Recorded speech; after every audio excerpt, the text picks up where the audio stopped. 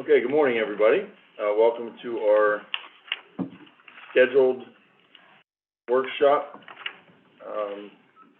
preparatory meeting for tomorrow.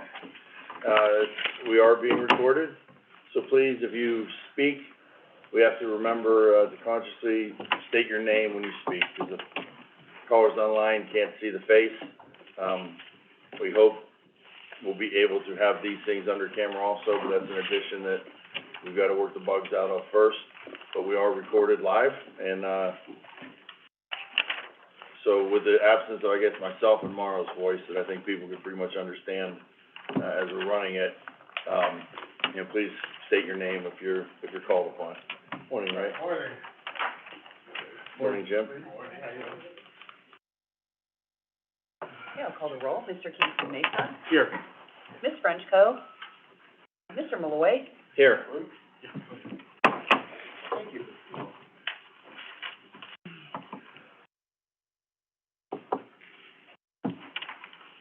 Okay, we're just getting situated here.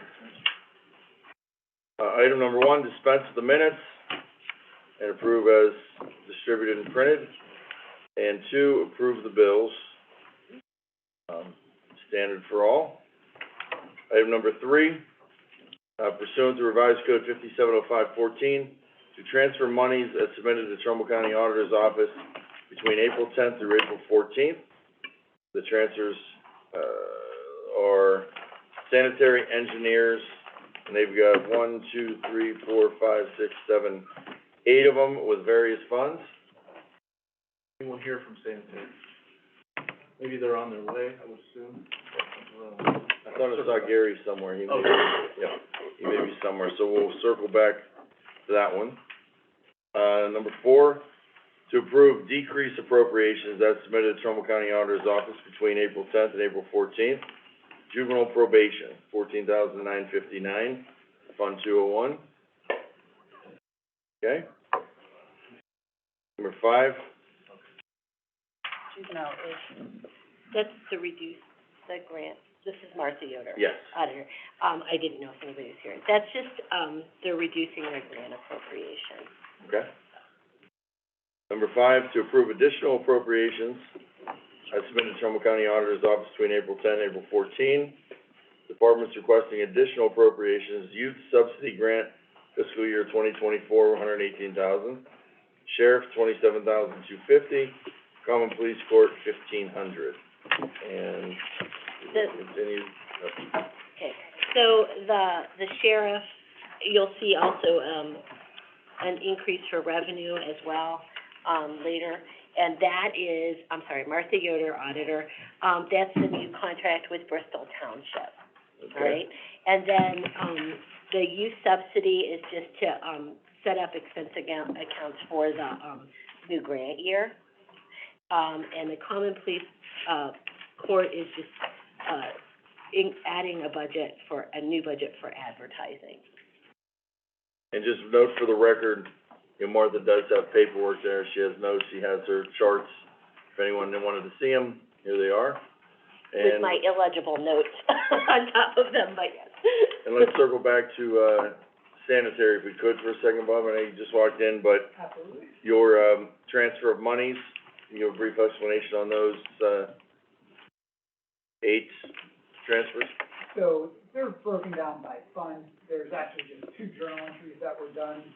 The first, one for the $165, it also covers $4,500. I think all but 2 of them relate to our general obligation bond payments that we do first half and second half.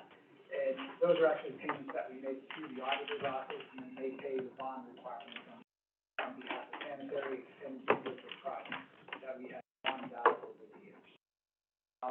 Another journal entry I did was for the Southeast District, where Brookfield's water fund pays the water and electric bill for Township and Hubbard, and then they reimburse the fund 604 and 608 pay funds.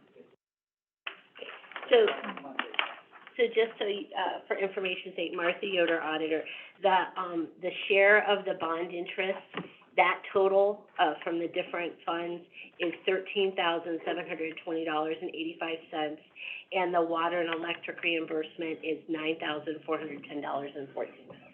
Okay. So the totals. And Bob, I see you have backup paperwork there if we wanted to see it.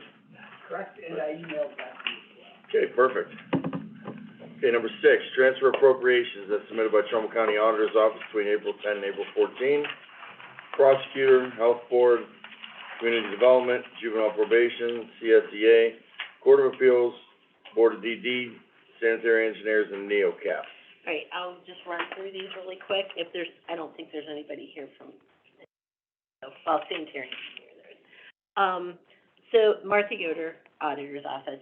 Prosecutor, is workers' comp, they're taking a transfer from their workers' comp line item where they had access to, it's a state examiners, basically their share of the audit, which was, the price was more than anticipated. Some extra things that had to be done. So they're transferring in order to pay for their share of the audit, the extra.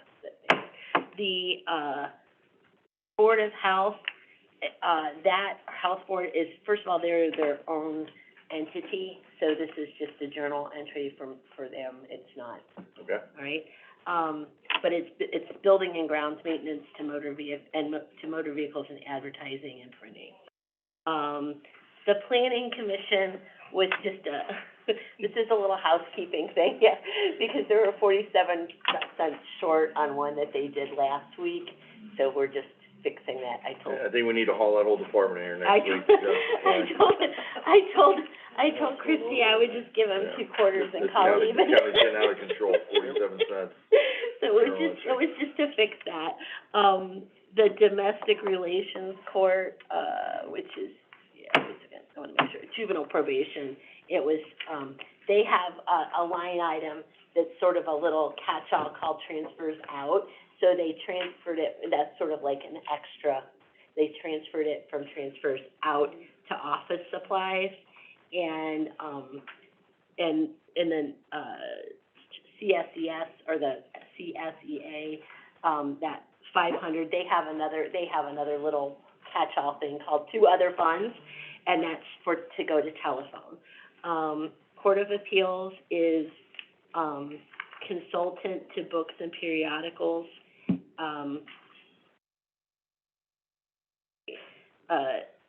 The Board of DD is, attorney to state examiners, again, it's part of the audit. Okay. The sanitary engineer, is, do you want me to say it?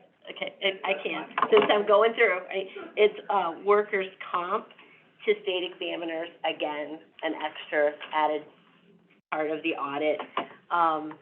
And then NeoCap, again, is their own entity, they're just journalizing it with us. Very good, Martha. Very detailed, and I don't think there's any other county in the state journalizes 47 cents, so we're right down to the penny. Number 7, receive an amended certificate of County Budget Commission number 5-2023, Supreme Court Quick Grant and Sheriff. The sheriff, it says Rotary on there, right, so. Rotary is, when, it's kind of a fund where things go in and out, that's why it's called Rotary, it's usually grants. Gotcha. Okay, thank you.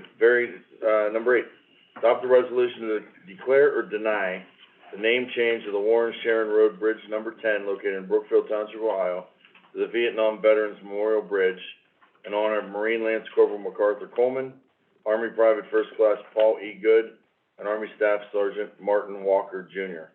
The bridge name change was requested by the Trumbull County Engineer in conjunction with the resolution passed by Brookfield Township trustees on December 5th. In accordance with ORC, public hearing was held on April 19th at 10 a.m. regarding the matter of the bridge name change.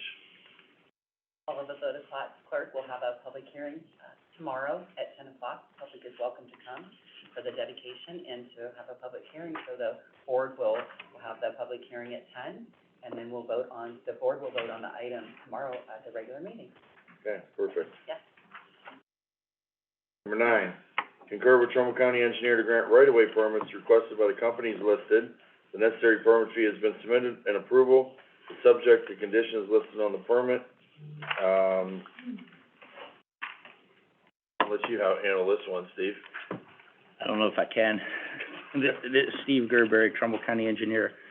The first one is for a right-of-way permit. They were installing a, pipe into their front ditch. And what's the name of the person getting the permit? I had Valenci. IADRANCA I apologize. Okay, and, then you also have one from Freeman Forestry Land Management and Village Energy Cooperative Association. Correct. The Freeman Forestry and Land Management is, again, they were putting pipe in a ditch, and that was on Hoagland Blackstub Road. And then the Village Energy Cooperative Association is working on a, 3-inch natural gas main line in Farmington Township.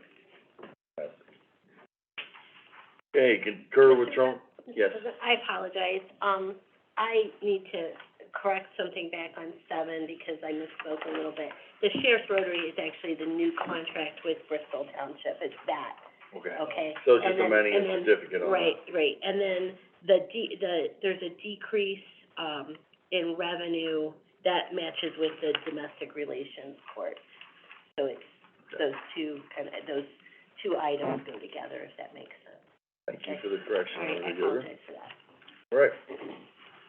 Number 10, concur with Trumbull County Engineer to grant the special annual supplier fleet permits for fleet vehicles to transport aggregate, concrete, construction goods, and other like materials to sites located upon load posted Trumbull County roadways requested by the companies listed. Jeswald Auto Truck Service and Compotic Excavating. Yes, Commissioners, these are just 2 annual permit renewals. Both of their permits expired, and they've asked to be renewed for the next 365 days. Thank you.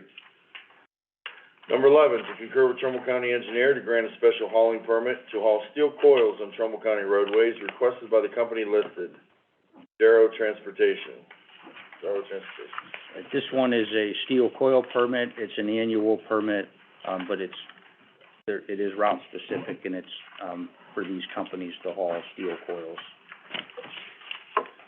12, acknowledge receipt of the proposal for TRU TR 095A Layer Road Bridge Replacement, PID 117395, which consists of the replacement of the Warren Number 1 Bridge on Layer Road in Warren Township, and to authorize the clerk of the Board of Trumbull County Commissioners to advertise for sealed bids for the TRU TR 095A Layer Bridge Road Replacement Project. The project is being funded entirely by the Bridge Funding Program and obtained through the County Engineers Association of Ohio. No general revenue funds required.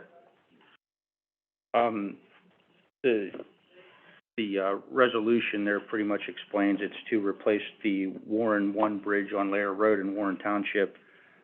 It is funded 100% through the Bridge Funding Program through the County Engineers Association of Ohio. And that does include engineering and construction on the bridge, so it's a good program. Number 13, to receive and place on file the monthly activities report for the Trumbull County Dog Kennel for the month of March 2023, as submitted by Michelle Goss, Chief Executive Dog Warden. And, Michelle's not here, but we have a copy of that. 14, authorize the clerk to advertise a request for qualification statement from professional engineering firms in accordance with the Trumbull County Uniform Guidance Procurement Policy for American Rescue Plan Act funds, Part VC 1-8, for the purpose of conducting certain studies and reports required by FEMA for 5 properties found to be non-compliant with requirements of the National Flood Insurance Program in accordance with Trumbull County Special Purpose Flood Damage Reduction. And I know, Julie, you just got in here, but, you have some background on that. Sure. In October, the... Julie Green, Planning Commission. Oh, hi, everybody. We're talking for the... Some people surprisingly. Hi, Stan. we have to Yeah, Make sure we state it for the record for the radio people. okay, okay. Also radio people, Julie Green. So for the first one, in October, the commissioners, made the decision to, see if ARPA funding could be used to fund these studies that FEMA is requiring in order for us to come to some sort of, corrective action plan for the 5 properties that remain in violation after the 2020 audit that was conducted, regarding our floodplain administration program. So we, as you know, we submitted it to the ARPA attorney. I think on January 30, she came back with, yes, it is an eligible expense. Our floodplain administrator was on leave, so it did take him a while to take that and, move it forward. However, now that he's back, we were able to, reach out to FEMA and get a determination from them on the scope of work. And that's what we've been doing, is coordinating with them to see which studies they would find amenable or acceptable that would bring us to some sort of, finalizing resolution for these 5 property owners. A lot of the violations date back to the early 1990s, but in spite of that length of time passing, FEMA is stating that we are still required. So, we will use the ARPA funding once we get the, statements back from the professional firms. We will enter into a price negotiation process like we do for all other professional service accounts and come back to the commissioners, and that resolution will come for final approval. Don't really have any idea of the price of what it's going to cost because of the quality-based selection. Jim, this is already voted on and passed Commissioners Board and journalized back in October. Yeah, originally, yes. The final payments will have to be passed again. Correct. Appropriation. We don't know yet any number on those final payments. No, so But once, those talk about 300 to 400,000, is that? we're not allowed to ask for prices Right. for quality-based selection process, so we select the most qualified. Once it's advertised, we select the most qualified. I'll ask for assistance from our building department, our maintenance department, maybe sanitary or county engineer, PE, ideal participant in the ranking process. And then once we select the most qualified firm, then we enter into a price negotiation process and define the scope, because we don't really, they may have additional studies that they recommend to be completed in order to meet FEMA's, goals or requirements. So that's that process that's been ongoing for several years. I can go on to the rest of them, or I'll. Yeah, let me read it off, and we'll go to number 15. Sure. Give you a chance to find your notes. To authorize the award and execution of an agreement with MS Consultants, East Federal Street, Youngstown, the most qualified engineering firm selected to provide professional engineering and limited construction admin services for the Golden Triangle Infrastructure Improvement Program. And So this is the Julie again. Golden Triangle Infrastructure Improvement Project. I'm sorry. I'm anytime sorry. you speak, we're just Julie trying to- Green. Thank you. Thank you. Sorry. That's fine. My husband always makes fun of me. Some levity here. Item 15, so we have the Golden Triangle Project, another one that's ongoing. We've already, put in the ground with our coalition, the county engineer, Highland Township, the city of Warren, the commissioners, the planning commission, about $9 million in infrastructure improvements. The Golden Triangle is a industrial area that is located very close to here in Warren and in Highland Township, that houses over 3 or 4 dozen, highly skilled, high-paying jobs and businesses with, I think there's over 2,500 highly skilled jobs in that location. So anyhow, we've been applying for grants for the last 10 years another grant we received last year through the EDA to improve, numerous projects within that area. And Gary Schaefer from the county engineer's office worked with MS to negotiate this, contract. And we had to work with the railroads, we had to work with EDA, it was a lengthy process. But in any case, the county prosecutor's office reviewed it, provided their edits, we incorporated all of them. The EDA reviewed it and said it's good to go. MS Consultants Attorney has already reviewed this agreement, and I don't know if you got the whole thing, but it's like that thick. Yep. And so this is the final step, is to ask for you to award the contract, and it's paid for out of the grant and the local matching funds, which has already been identified through the grant process. It is a reimbursable grant, so we are gonna have to work with the county auditor's office on figuring out how we're gonna move forward with the appropriation. Something we haven't done before. And this is a cooperative project, and we do have a memorandum of understanding on file with, the engineer of the city of Warren, Howland Township. And that's already been approved by all those also Correct. with them as consultants, that was also their choice. And, they came in as the most qualified, so that's what we're moving ahead with. I just, Mauro Campo, Mesa County Commissioner, I always commend the planning commission as well as engineer and Howland Township and the city of Warren. This is, truly a unique, endeavor that we started back in 2014. Not only provide, necessary and modernize the infrastructure in the Golden Triangle, but also to, we did so very uniquely, Julie, I think, to listen to the needs of the businesses that are located there. We've done millions of dollars in improvements, and we're gonna continue to fulfill that, and, everything from new lighting to better access and, drainage and all those different things that we've done, and we're gonna continue to do. But as Julie mentioned, there's 30 businesses, or close to 30 businesses there, and 2,500 jobs, and the commissioners have, actively, pursued, ways in which we can assist those businesses, and we're gonna continue to work with our partners to do just that. Thank you, Julie, for spearheading that. A collaborative effort, It is.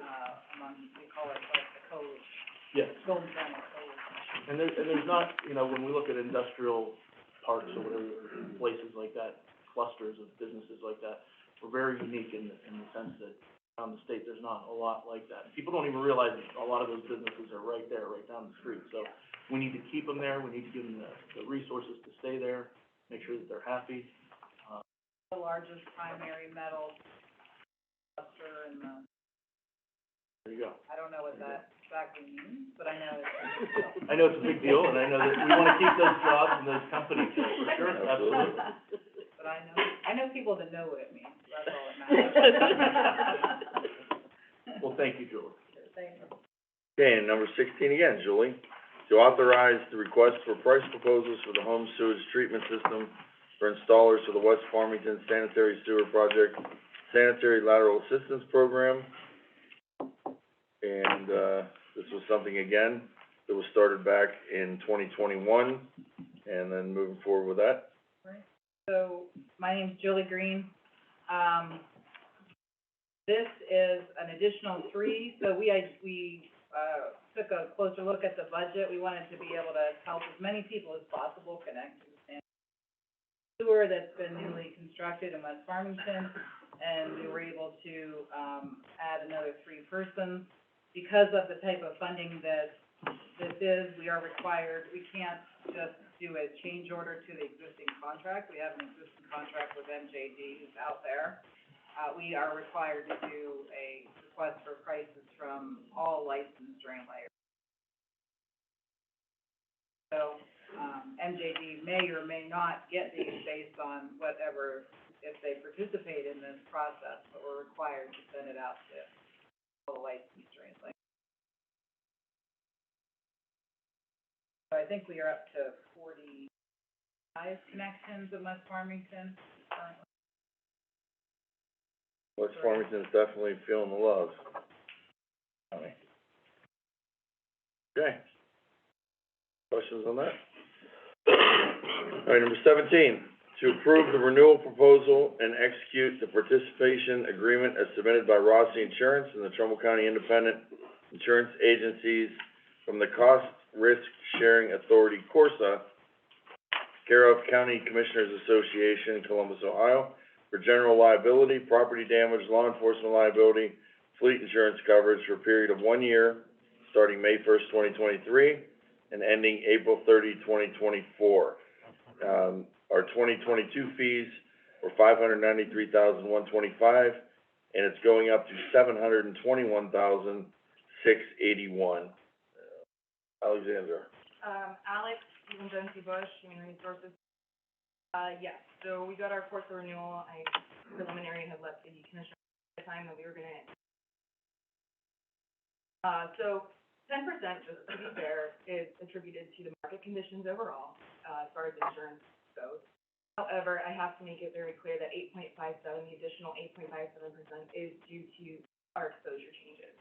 That was included in the package. That is directly from our insurance rep. So basically, the more exposure issues that we have, whether it's litigation, whether it's, automobile accidents, whatever the case may be, property damage, it is that increase, it speaks directly to that in our insurance. That we can, risk management, over the next year.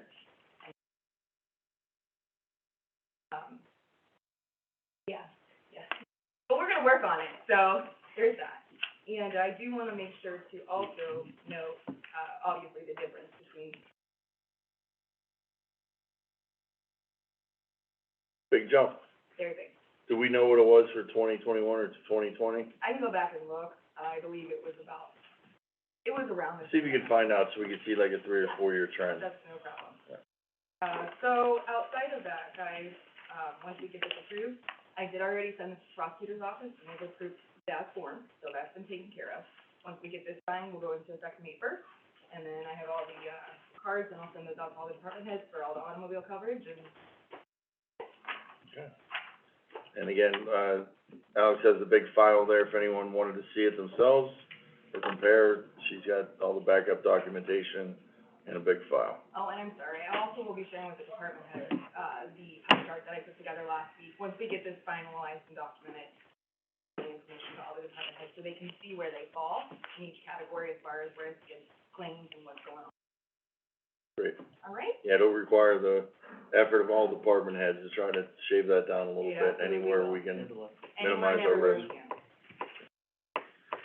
Okay, number 18, to receive and place on file the 2022 annual report of the Trumbull County Juvenile Court as submitted by Juvenile Court Administrator Stacy Ziska on behalf of the Juvenile Court Judges and Sandra Stable Harwood and Samuel F. Bluedorn. And it's filed pursuant to 2151.81 of the ORC. We have that on file if anyone wants to see that. Number 19, to approve the personnel action for the full-time employment of Kayla Ruff as a telecommunicator with Trumbull County 911, effective Monday, April 24th. Ms. Ruff will be paid $22.19 per hour and serve a 180-day probationary period. She successfully passed pre-employment exam, background check, and skills assessment. I'm sorry, I thought Patty was gonna, be here to speak to that, but I can speak to that. So this was done prior to my coming on board, obviously. The job is, keep the job out there on Indeed as a revolving open job, because we wanna get it. The goal was to hire 2 people this round, but 1 backed out at the last minute, so we're just down to 1. We are currently still working with Patty to actually pursue a candidate. We're still about 12 short and 3 supervisors short Correct. in that department and department head, which we are making progress towards that. We are making progress towards that. The goal is once we get, What is your time frame on starting the interviews there? I know you, next week. next week you're already starting? Yep, so we're gonna schedule all those this week. The goal is to get them done next week, be able to give the commission. Very good. Okay? Okay, number 20, to approve addendum number 1 to the existing agreement between the Board of County Commissioners, Council for the Village of Lordstown, and Altium Cells LLC that was approved on December 7th, 2020, per Journal Volume 152, page 3620. Addendum clarifies that the Village of Lordstown shall bill Altium based upon the actual sanitary sewer meter reading and not through a water meter reading. All other provisions contained in the agreement for sewer services for Altium cells shall remain enforceable in accordance with the original agreement. And, Commissioner, this is Gary Newbrow, sanitary engineer. This agreement, it was a three-way agreement between the county, the Village of Lordstown, and Altium Cells for wood service, for the new battery plant. And, the village and all, the way it works is that the village bills the battery plant for a sewer bill, and the flow goes through our meter, and then the county bills Lordstown for the flow. And this is an agreement, for a third party to this agreement, clarification between the village and Altium, concerning how they wanted to be built. Wanted to be built through, in the original agreement, the bill will be based on the sewer meter. So there was, I guess, some question as to whether or not the village could bill them on water consumption. Anyway, that, it was just to clarify that point. It's really a simple modification to the agreement, and, the village sent it over to us for us to also code. okay, so all three are in agreement, understand this? Yes. Okay, we definitely wanna work with any new businesses coming to our area, so that's, good to clear that up and make sure they're happy and all parties are satisfied. Number 21, to authorize payment to the Direction Home of Eastern Ohio for local match dollars as obtained from Trumbull, Mahoning, Columbia, and Ashtabula counties for Title III federal funding under the Older Americans Act to provide critical services for older adults such as home-delivered meals, in-home assistance, and other supportive services to be rendered for fiscal year 2023. $1,250 to be paid quarterly for a total amount not to exceed $5,000 to be paid from the Senior Levy Fund, Direction Home of Eastern Ohio, Inc., through the Older Americans Act, as amended, has the responsibility to plan, coordinate, fund, and advocate for the needs of older adults for the District 11 region, as per recommendation of Diane, Senior Levy Administrator. Diane? Diane, Senior Levy Administrator. This, resolution is in order to obtain our local match dollars of $5,000. Columbiana and Ashtabula will also share in that $5,000 total. Mahoning County pays $10,000 of the, local match, so that this agency, which is a regional agency, covering District 11 in Ohio, so that they can obtain the federal funds for the same services that basically Senior Levy does, but it just expands our ability to serve the county. Thank you. 22, to amend item dated November 9, 2022, Journal Volume 155, pages 25, 180, and committing $200,000 from sales tax funds to match 5310 grant funds used to provide countywide on-demand transportation for Trumbull County disabled residents under 60 years of age beginning December 1, 2022 through November 30, 2024. Amendment is necessary to include the following, to remove the language under 60 years of age and correct sales tax fund number.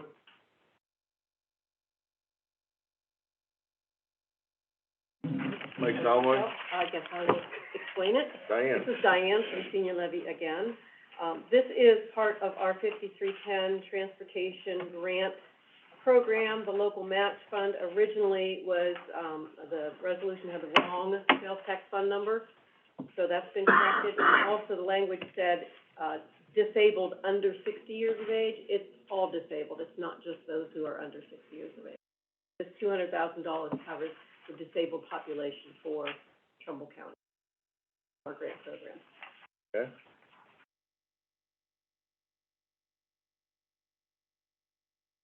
I can go back, I just wanted to make sure you do the 2020 and 20, yeah, those real quick. Okay, Alexandra from Human Resources? I'm sorry, yeah. So I wanted to, for the record, Corsa for 2020 cost was $557,425.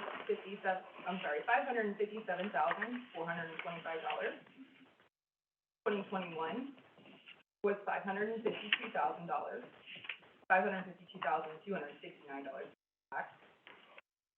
Wait, I'm sorry, can you say that again? I'm sorry. 2021, Yeah. $552,000, Okay. $169. We went to 2022, where we saw an increase up to $593,125, and that takes us to 2023, where we're now at $721,681. So I was correct earlier, it was comparable for the first couple of years beforehand. This is our biggest increase to date that I've seen. At a 4-year average. Thank you. You're welcome. 23, to adopt a resolution authorizing Denny Malloy, President of the Board of Trumbull County Commissioners, to execute the Ohio Department of Transportation contracts for the purpose of authorizing ODOT to remove former Commissioner Frank Puda from their files as the authorized signatory of contracts on behalf of Trumbull County.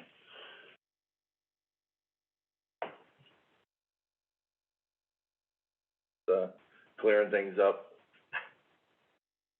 Cool. 24, per ODOT 5310 program, requirements for contracted services sub-recipient compliance. The following policies will be adopted by Trumbull County Board of Commissioners as prepared by Mike Salamone, Transit Administrator, and Diane, Senior Levy Administrator, from ODOT drafted policies. Approval has been obtained by all involved Trumbull County departments pertaining to any policies as presented. The following policies for the Trumbull County 5310 program are financial management policies and procedures, FTA compliant procurement policy, ADA policy, and Title VI plan. Mike, we're just adopting those policies. Yeah, Mauro these- Campbell Mesa, Commissioner. Yeah, this is Mike Phelan, Trumbull County Transit Administrator. These are policies that we're adopting for ODOT, for the 5310 program. And so, the procurement policy is just what it, or the procurement policy is the policy, how we do procurement. However, it's based on the commissioners. The financial policy is one that Diane put together. ADA and Title VI are both civil rights policies. These protect these people on their civil rights.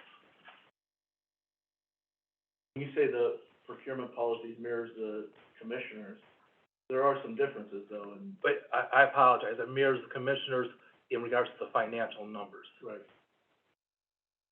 There's some other federal differences. Right, You there's talk many about federal transportation, differences and things that and you talk about procurement, right? Right, but the dollar amounts are the same as what commissioners is, correct. Thank you. As clarification too, all the various departments that were involved with any of these Diane, policies. Senior Levy. I'm sorry, Diane, Senior Levy, Diane Siskowicz Jakovic, Senior Levy.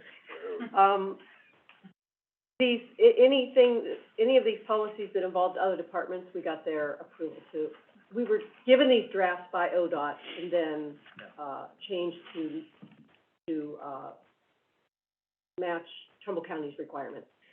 So, as with the financial management policy, I had to send it to the auditor's office, I had to send it to the treasurer's office, because there were various, it's basically our internal controls for our financial process. So that's where I was involved with the financial policy. And like Diane said, ODOT has templates for all of these policies, so I download all the templates, and that's what we used for these templates, both, myself, Diane, ODOT, and our prosecutor looked at the policies.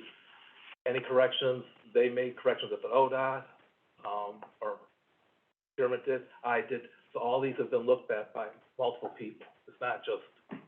You did have that meeting with ODOT after our meeting last Tuesday. Yes, we did, and I've got an update on that also. Okay, we'll do that after Yeah. this, okay? Yeah, the other, I apologize, one last thing with these policies.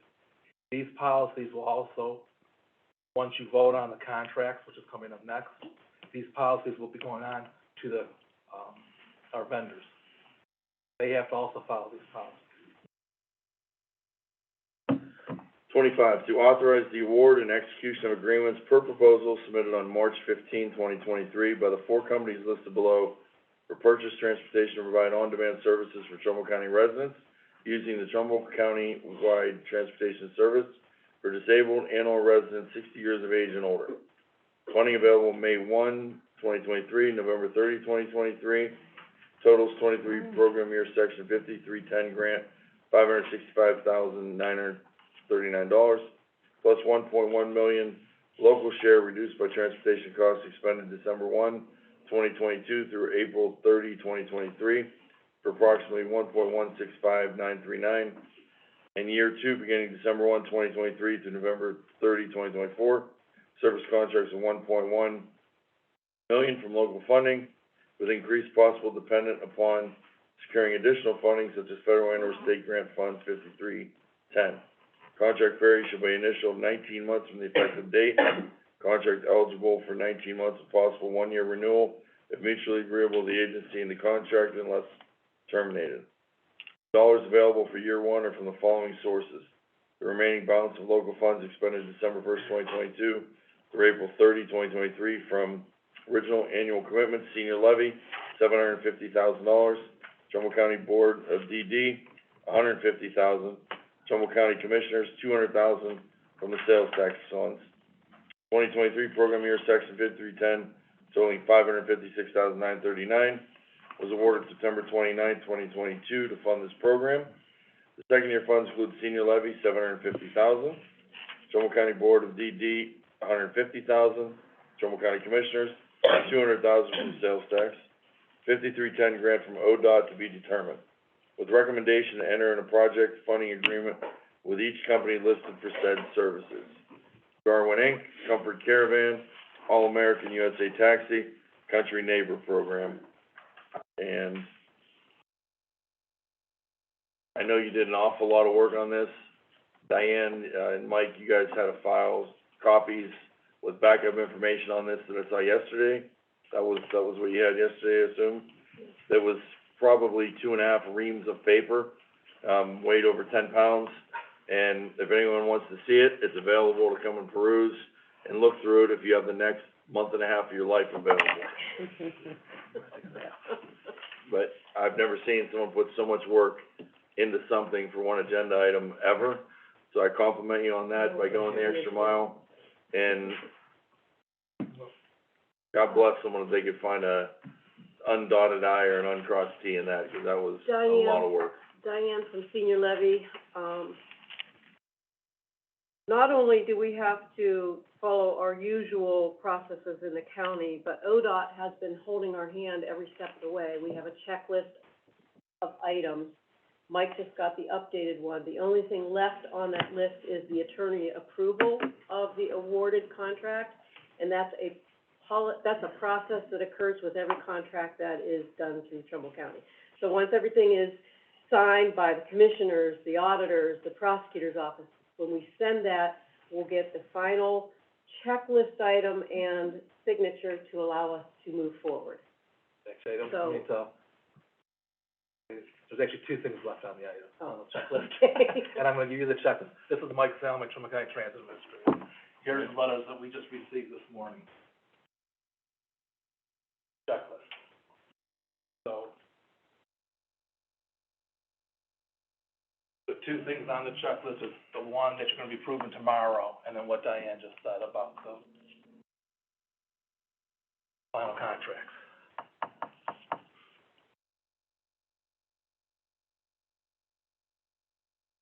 Okay, so this is pretty detailed by Jesse Smitzer and Kira Branch from ODOT, Yes. pretty much stating, from what I see on your checklist, you've done everything you need to do.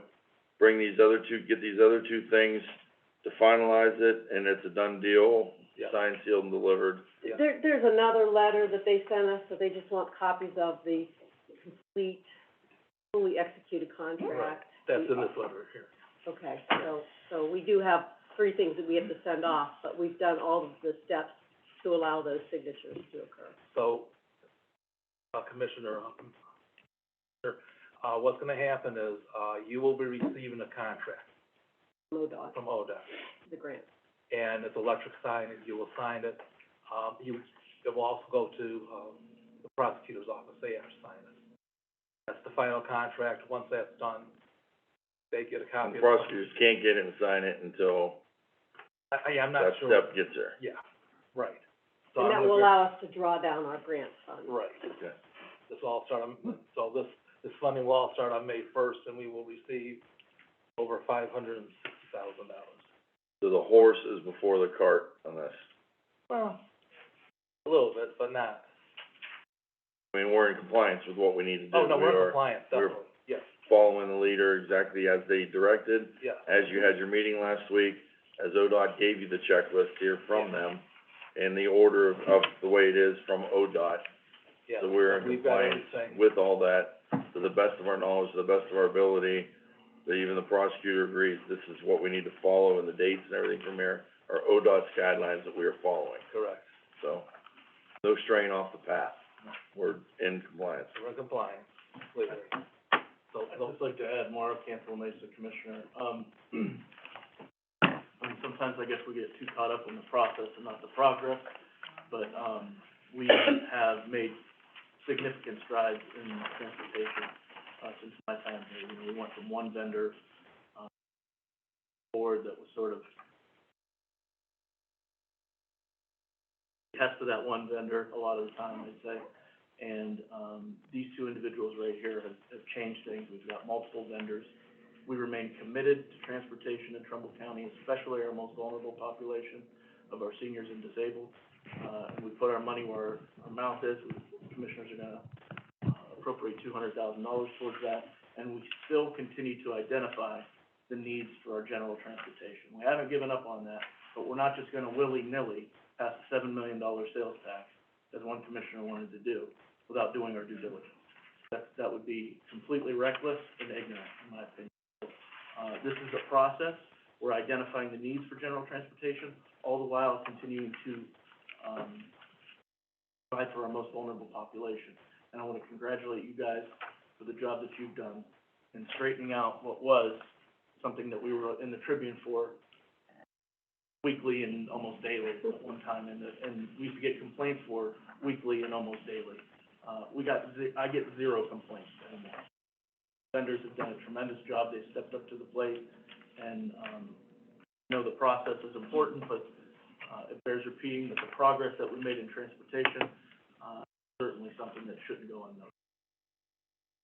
Thank you. And that's something too, I think we all learned through the process, good and bad. It took the learning process to get to where we are now. And a lot of it was, in the past, from what I see, a lot of ineptness on our end and not a lack of oversight on the counties that got us to the position where we are. And with Diane and Mike's help and the board being aware of things, we are where we are now. But there was a big learning process with that, on the county's level of things. So Sure. I think the blame has to fall squarely on us for not being as responsible as we should have been in the past. I saw some of the vendors were here today. Did you have any input on this? I saw someone earlier that had a... No. No? Got a new liar. Okay. I do have one last statement. Yep. And that is, I sent to ODOT our letter of interest for 2025 grant. So we're gonna be starting this whole process all over again. But we have more of a outline to follow now. Correct. More of a better outline with the dates, with everything, with ODOT, working hand in hand with them instead of, Well, looking from the outside in. correct, and the policies are done, so we don't have to redo them here, they have to, right, Yeah. that line, so, yeah. And it's always a work in progress. We always wanna provide better service. If there's a Right. way to even increase, right now it's all disabled and people under 60. I still think there's a gap and a lack with veterans and getting people to the VA, and I think that's something we need to work on Yep. figuring out. And there are other ways too, to get people to and from work with all the new business that's coming into the valley and coming into the county. You know, that's something we always need to continue to look for that too, is how can we better serve everybody, not just the seniors and disabled, but how do we make sure everybody that wants to work can work and, you know, move forward with that. Okay, number 26.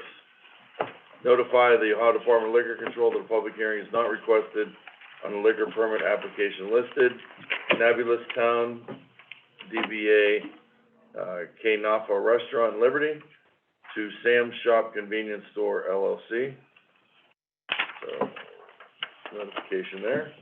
27, receive the fiscal officer certificate as signed by the Trumbull County Auditor in connection with the proposed issue of notes and a principal amount not to exceed $390,000 to be issued in anticipation of the issuance of bonds to pay the cost of expanding and improving the water system of the county, including but not limited to the Prosperity Waterline Project, known as County Project Number 5-W-15, to pay issuance costs and all connections therewith.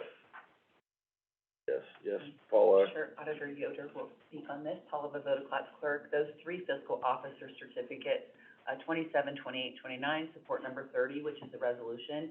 By statute, we'll have to have, Mrs. Yoder will sign those fiscal officer certificates tomorrow, before the meeting at 10:30, and we're working with, Blake Eachler from our bond council, so he checks everything over, but I'll let Mrs. Yoder. Well, number 28 is Brookfield Wastewater Treatment Plant Project, $600,000 note.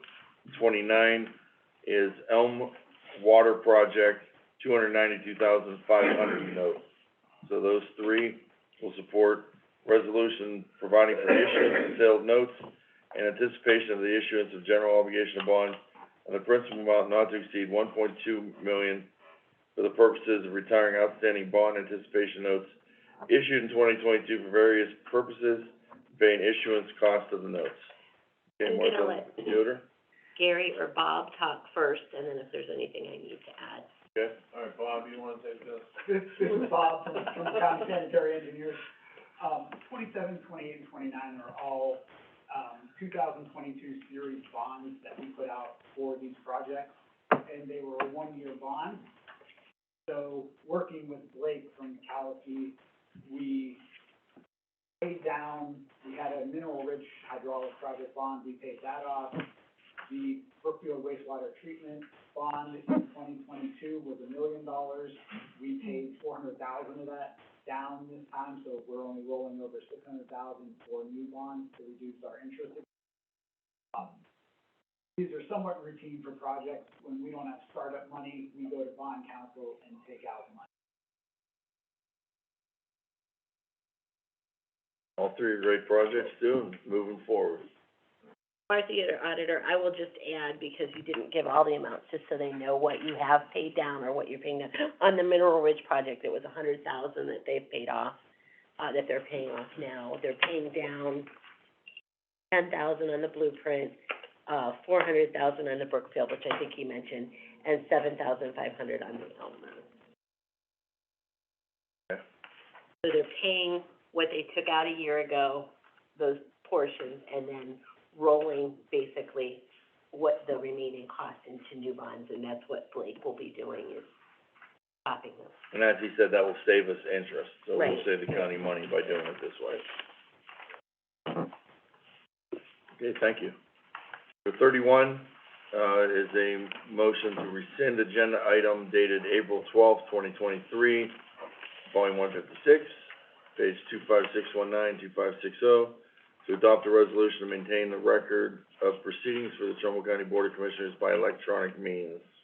So this is something to rescind what we did last week? Request, by Ms. Frenchco, she had, three concerns regarding,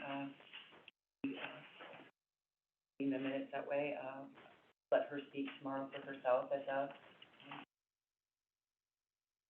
regular meeting, but Didn't provide anything she for did She didn't verbally. provide any document, Just background verbally, information? she did tell me she had concerns, that everyone would need to say their name, which is, we are still doing minutes regularly. We have, not officially, going by this, so we're practicing, so whether it has to be maybe somebody raises their hand, and then I always announce the person, because it's very important Right. to have the person speaking. It's very important to the public that, they do know who is speaking.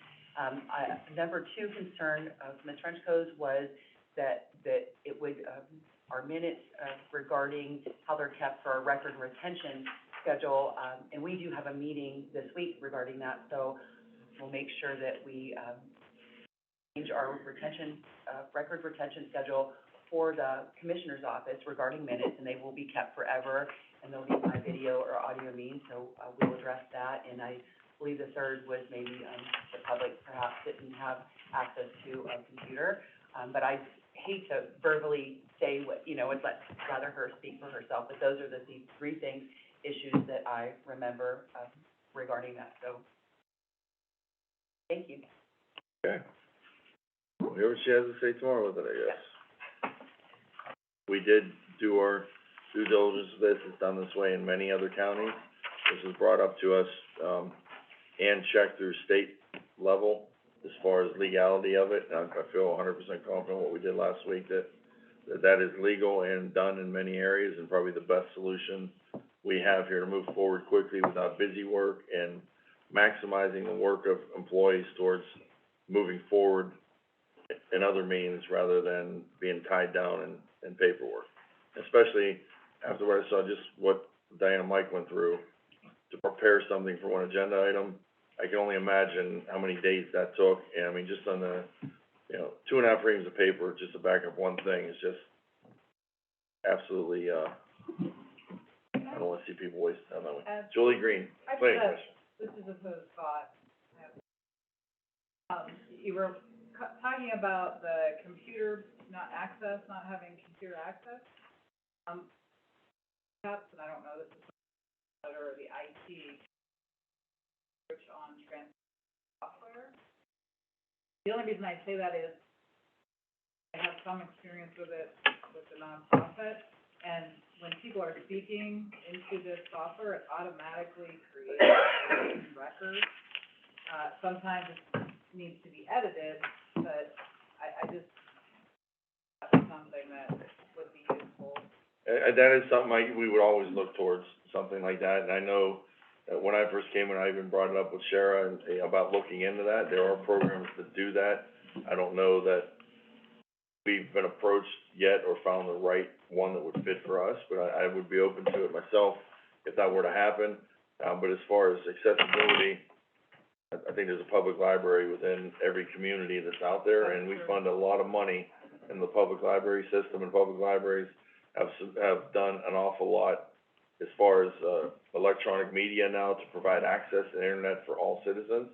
And it along with broadband and all these other things we're doing, I don't think there's a person in the world that would not be able to get access to somebody's computer to look something up if they needed it, or utilize the public means to do that for free.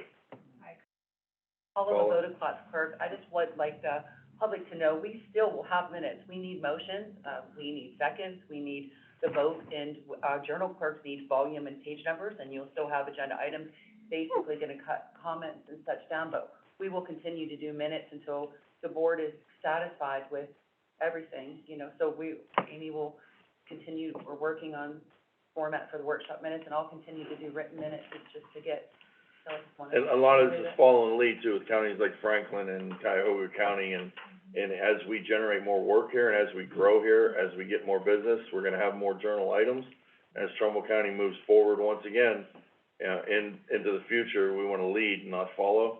And this is a way too, I think, that we can advance our technology by leading in the future with this, so we can maximize the work of our employees and our tax dollars to get the biggest use out of it for the benefit of moving forward with bigger and better programs, better jobs, more jobs, better services for other customers. And right now, we can't provide any more better services when it's taken 5 to 7 to 10 hours sometimes, just to journalize something we already did. If we can have it done, let's move on and focus the efforts on something better. Okay, number 32. Authorizing participation in a sublease purchase arrangement with the Ohio Secretary of State for the purpose of acquiring and implementing voting machines and equipment and financing certain costs thereof. A sublease purchase agreement evidencing such arrangement and matters related thereto attached hereto. And the other part, let's go to Adria, Adria, if you can explain this, because you were looking at 3 pages here, and we all have folders in front of us here, the commissioners, with another big stack of background information on this stuff to review. So, we were informed by, I'm Adria McCavage from the Board of Elections, Deputy Director.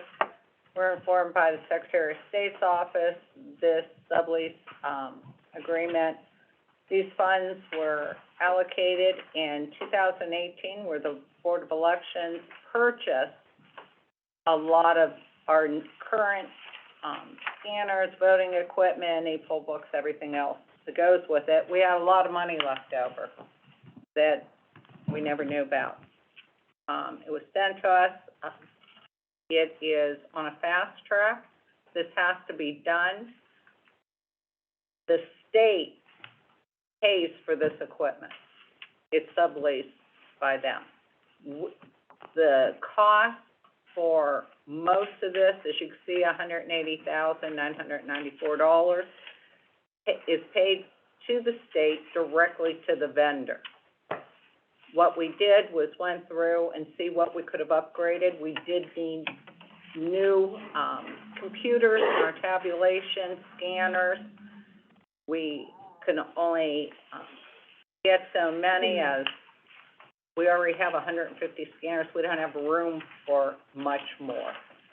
But the only cost that'll be to us is, the warranties, maintenance and warranties, at $10,450, that's paid annually, down to $2,612, which we already paid for the equipment they have. What they'll do is cancel those out and put the new warranty in place. So it's not a, Martha, you had our auditor asking the question. So it's not, there's not a net cost? No. So, we're already paying the warranties on our voting equipment. The only other that we will need is to update the 150 scanners that we do have, our DS200s, and it's a memory card, basically, $75 per scanner. And I only have that in an email because they just came, the company, our vendor, is sending it to us. We will need an additional $11,250 to upgrade the equipment because the, new tabulation equipment is more advanced, newer level. So we needed to read to that in the 75. So basically, the only additional cost we are gonna have out of the $202,000 is $11,250.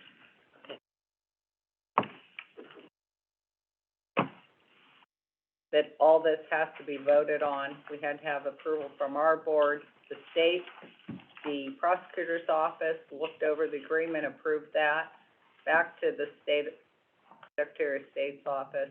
This has to be ordered, delivered, tested, in place by June 15th, so that on June 30th, they could pay the vendors.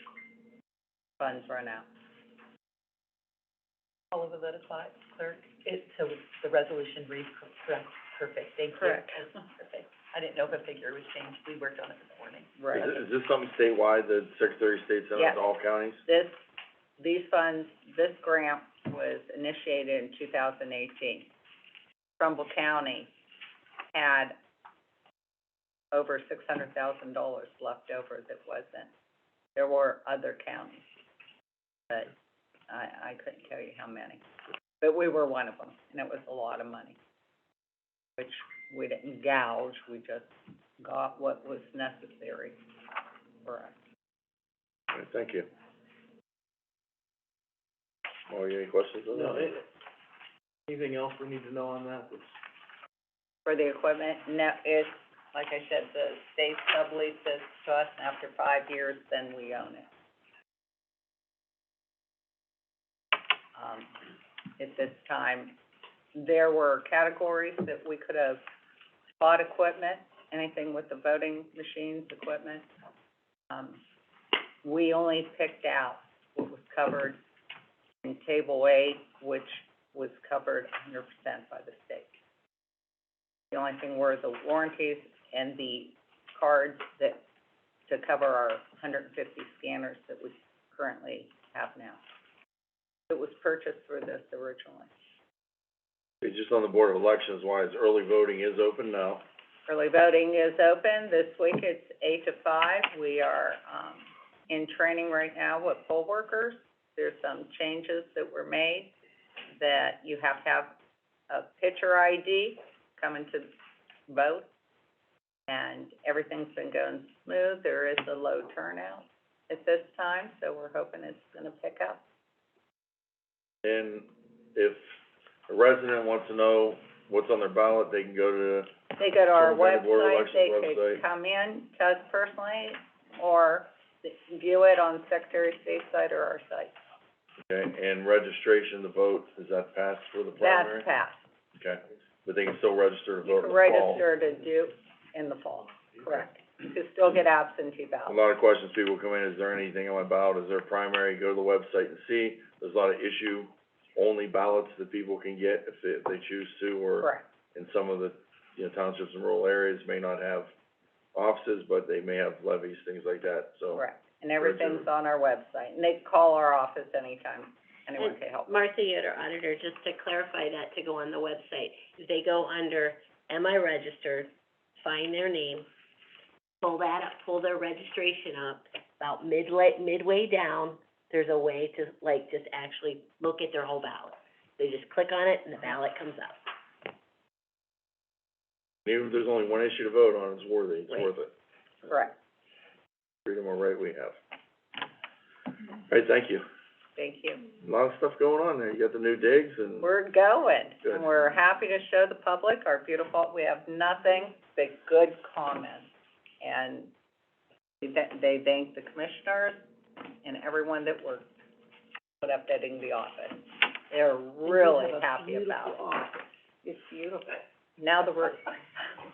Got rid of the old paneling, blue carpet with blue tape. She visits. Blue carpet with blue tape.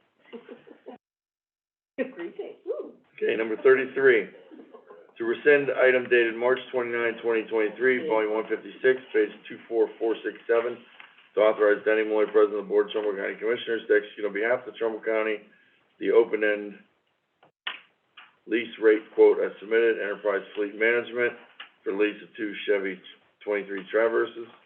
And this was because the item's being rescinded because the window to lease the vehicles was closed prior to the lease agreement being signed and returned. So, Mike Denichi, Trumbull County Sheriff's Office. We got the paperwork to them in as timely a manner as possible. Yesterday, I received a phone call from them saying that the window had closed, and the time was approved at the time I got the paperwork to them. So, unfortunately, we missed. okay, well, we encourage you to come back, we know you're in need of vehicles, and we were in favor of it before, so let's figure it out there. And with that too, just bring up, for the common good, there's a timeliness of when we do things, to when we sign it, to when we get it out, and this process has to keep flowing to move forward in a fast and efficient way. We had a policy we adopted last week, that the paperwork is supposed to stay on the table, in the common area, outside the receptionist's desk. So when I come in, Morrow comes in, Commissioner Frenchco comes in, there's the area where they need our signatures. Instead of the staff, us reaching out to each and every one of us individually, you need to sign this, it's all right there. There is a date stamp on there, a sticker that says when it was put there, and it's been instructed for them to pick it up a week later if it has 2 or more signatures. If it doesn't, to reach out to remind the staff this needs signed so we don't bog things down. Over the weekend, all the paperwork disappeared, and Morrow was here yesterday, I was here yesterday to sign, nothing for me to sign on the table was blank. So we reached out via email, we found that a third commissioner had the stuff that she had collected sometime between Friday and now. Took it in her office, it was locked, and there were things missed yesterday that I still have to sign today that I don't even know what was on the table and what needs my signature and what doesn't. Some already had it, some didn't. The clerk, because we were under the gun on the ODOT project, had to recopy everything. No, not for that, sir. Not for that one? I did not put that on the table, no. that But there was- were copies of other things that were copied. Oh, yes, sir. That I was able to ODOT is- sign. this ODOT was with me, the ODOT was with me the whole time. Okay, Yes. I apologize for that, No, then I'm no. gonna speak on that one. But there were things that were put out there that were recopied, that Commissioner Cannon Lacy was able to sign when he was in yesterday, early afternoon, I was able to sign later. Paula Bavota, class clerk, I know that, you're here, I know the Heritage, commissary is waiting for the amendment, and Mr. It's still not out on the table now? Not to my knowledge, no. Okay, and that's something the sheriff's department's waiting on, and again, we just had one contract thing that didn't get quick enough, lost the deal, we can't have this. We made a policy for a reason, that bogs down the whole staff, and for anyone to have to replicate work, or for him to drive in or me to drive in when we may have other appointments throughout the county, and we're not here every day, 24/7, we're not, 8 to 4 every single day, there's things, there's county business throughout the county. And if something needs signed, I wanna make an effort to get it signed as quick as possible, so it doesn't sit there, 'cause if it's sitting there, nothing, the wheels aren't moving. So once we get the signatures moving forward, we're on to the next thing, we can get more work done, and it doesn't bog down the staff's work. So, I highly encourage again, and I plead again, there's policies there for reasons. That was something that we could be, a bad situation, and it's something, again, we don't want notes written on it, we don't want lines, we don't want crumbled. It's put there in a pristine condition to move forward after the signature's there. The staff works awful hard to do their job, and we can't sway from that. That's something that, and I recommend also, I have an idea that I'd like, that I'm just wondering out loud, and I don't know how each departments do it, but I'd kinda like to get your input a little bit. Every place I've ever worked before has a mail room and a mail area, and your stuff, you go in, you get it, and you get it out of your mailbox, and take it back to your office, take it home, take it to your work, whatever it is. It seems here, we pick stuff up at the front desk, or sometimes things are slid under the door, or, Commissioner Frenchco has a thing, you hang it up in the hallway. I would like to inquire, why don't we just have one common area that, here's where your mail is, you go to the mailbox and you get it, and you bring it into wherever you need it to go. If it's not talking about the contracts need signed, that'll be right there also, but just your general mail, and it's being done different ways, where one commissioner wants it to be delivered to her outside her door. I pick mine up, so, like I said, sometimes they're on her door. Why don't we have just, 3 mailboxes there, and any of the staff that has something for us, communications that come in from you, we go to our mailbox, we come in, we go to our mailbox, and there's everything from the week or the day or whatever it is, right there in the same place, all the time for all 3 of us to do. I don't understand why we don't do that, and I don't wanna see anything get lost or anything get split, but I'd like to recommend we kinda look into that or get some feedback on, in your departments. Gary, in your department, have you got stuff for your staff? Do you have a common mail area? How is it We done have there? our own individual mailboxes inside our office also. Julie, Same. you have the same thing? Alexandra, you have a mail area? JFS and CSD, we never had. What about the engineer's office? Do they have mailboxes there Just inboxes on everybody's desk, on each individual desk, so they have to go to, not a common area for it? yes. And? My office of one. Well, I mean, the mailman delivers it to my mailbox, and I get it and bring it into my desk. He doesn't deliver it to my desk. From an HR perspective, we're just really like 1-2, but I mean, at least at JFS and CSD, Sometimes you get it. Yeah. What about sheriff's department? You have mailboxes, and you guys all come in the same area, get your mail in the same area. It's convenient for your staff to, if they got memos to everybody right there, it's done. And there isn't a burden on you to pick up your mail and bring it to your office. So, We have inboxes on people's desks, but the actual mail that comes in gets sorted by my administrative assistant, and she directs it where it needs to go, either within the office, and of course, sometimes we get things that go to other people, like the treasurer, because a lot of people confuse the treasurer and the auditor.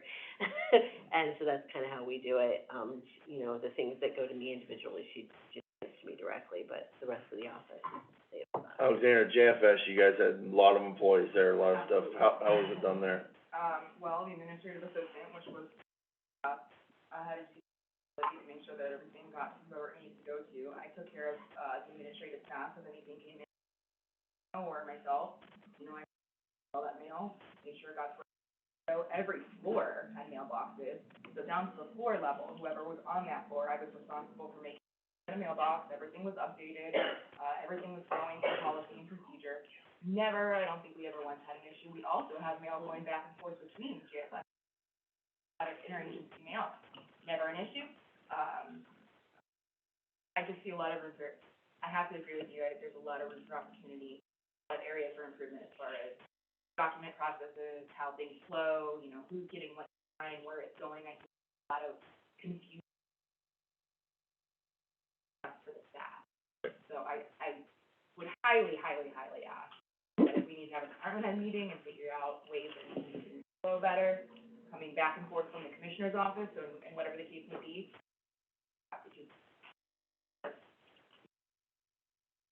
And one thing, while we're on that note, it's off topic, but before you were here, in the first month that I was here, it was brought up and agreed upon that all departments, update their policy and procedures. Yes. And we gave kind of a one-year time frame is what we agreed upon collectively to do that. Next March. And I'd like to see, now that you're in the capacity where you're at in human resources, possibly, if you could take the lead and maybe have host a department head meeting to see how they are with the progress and see what departments can help other departments, so we can move forward towards that. And that could be something that could be facilitated maybe by one commissioner and department heads, just to assist in that, to make sure everybody's on track and nobody's left behind in that progress. I don't wanna cut you, I'll let you go and then I'll. Okay, well, I actually started reviewing the policy manual last Wonderful. week. So that's And- actually one of my items, just so it's pretty clear for today's Okay. so. So, one of the things, as we go through that probably needs to be done Correct. first. Correct. And my suggestion, Alex and I have talked, it's Martha Yoder, auditor. We have talked about that we're gonna get together. I've tried to let her, come up for air as I'm coming up for air, as we kind of started close to the same time and are drinking from fire hoses. But that is definitely a priority that needs to be done. And really, that needs to be done before individual departments Correct. and individual elected officials do theirs. Because there are things in there that are far outdated. Thank you. Things like the dress code really shouldn't be countywide, that should be by department and by elected official. And as I looked through the dress code last Friday, when it was which is kind of a casual day anyway, everyone in my office, including me, was violating it. So. We have a lot of room for it. Yeah, and so some of those things within that need to be directed. I would suggest, and that was going to be my suggestion when I come back from my trip, that we maybe have a committee with a representative from each elected official, representatives from departments, and a commissioner, so that we can, and just start working our way through that, because that needs to be done really before we can expect. We talk about cart before the horse. Right. If we try to do individual manuals before we correct that one, or delegate things to things within that one, we're gonna end up with a bigger mess than we already have. Well, Yes, ma'am, I'm sorry. Go ahead. I just wanna say to you, and then I'll let you, because that is an extremely, I wanted to drive home today. Personnel policy needs to be reworked, only because we have inconsistent personnel policies, so we need to get everything aligned before we can even start giving department heads marching orders, if you will, or we wanna see this, or we wanna see that. There's quite a few inconsistencies, so that is a priority of mine. You're right, I've been trying to kind of water, but there's no time. So Right. we just need to come up for air, but there's just no time. So it is very important, especially with the audit findings that have come out recently. Yes. I have been able to target that if we can work through these personnel policies, I've already gone through and done a preliminary review.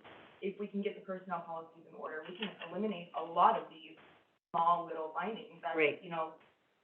Bigger issue. And honestly, kind of help every department have a long way, because they don't know where to go or what to look at. There's multiple conflicting statements. It's not there. Right. So. And it was told me when I first got here, we had no We do. policies and procedures for the We do. commission, We we found do. out that we do. Yeah. We But they do. do They're need just updated on our end, first, definitely I agree. outdated. They are outdated, Yeah. and we need to, work on aligning them, that's all. But Yeah. we do have policies and procedures. and My ladies asked if they were written in 1954. They kind of look like The dress code I mean, to be especially. honest, there's like gaucho pants in the dress code, which I don't know if anybody has worn gaucho pants since 19. Thank you. I mean, that's news to me. I didn't even see it anymore. So Right. Diana. Open-toed shoes. I'm like, what is a gaucho Open-toed pant? shoes, I mean, yeah. Lot of So stuff it's in hard there. to hold people accountable if we don't have clear policies. Yeah, policy. I will say this, And not to circle back on Mauro? the other thing, Mauro Cancel Mesa, Commissioner's Office. I don't think, I'm gonna say this as delicately as I can, but if you have mailboxes, you run the risk of things going missing too sometimes in our office.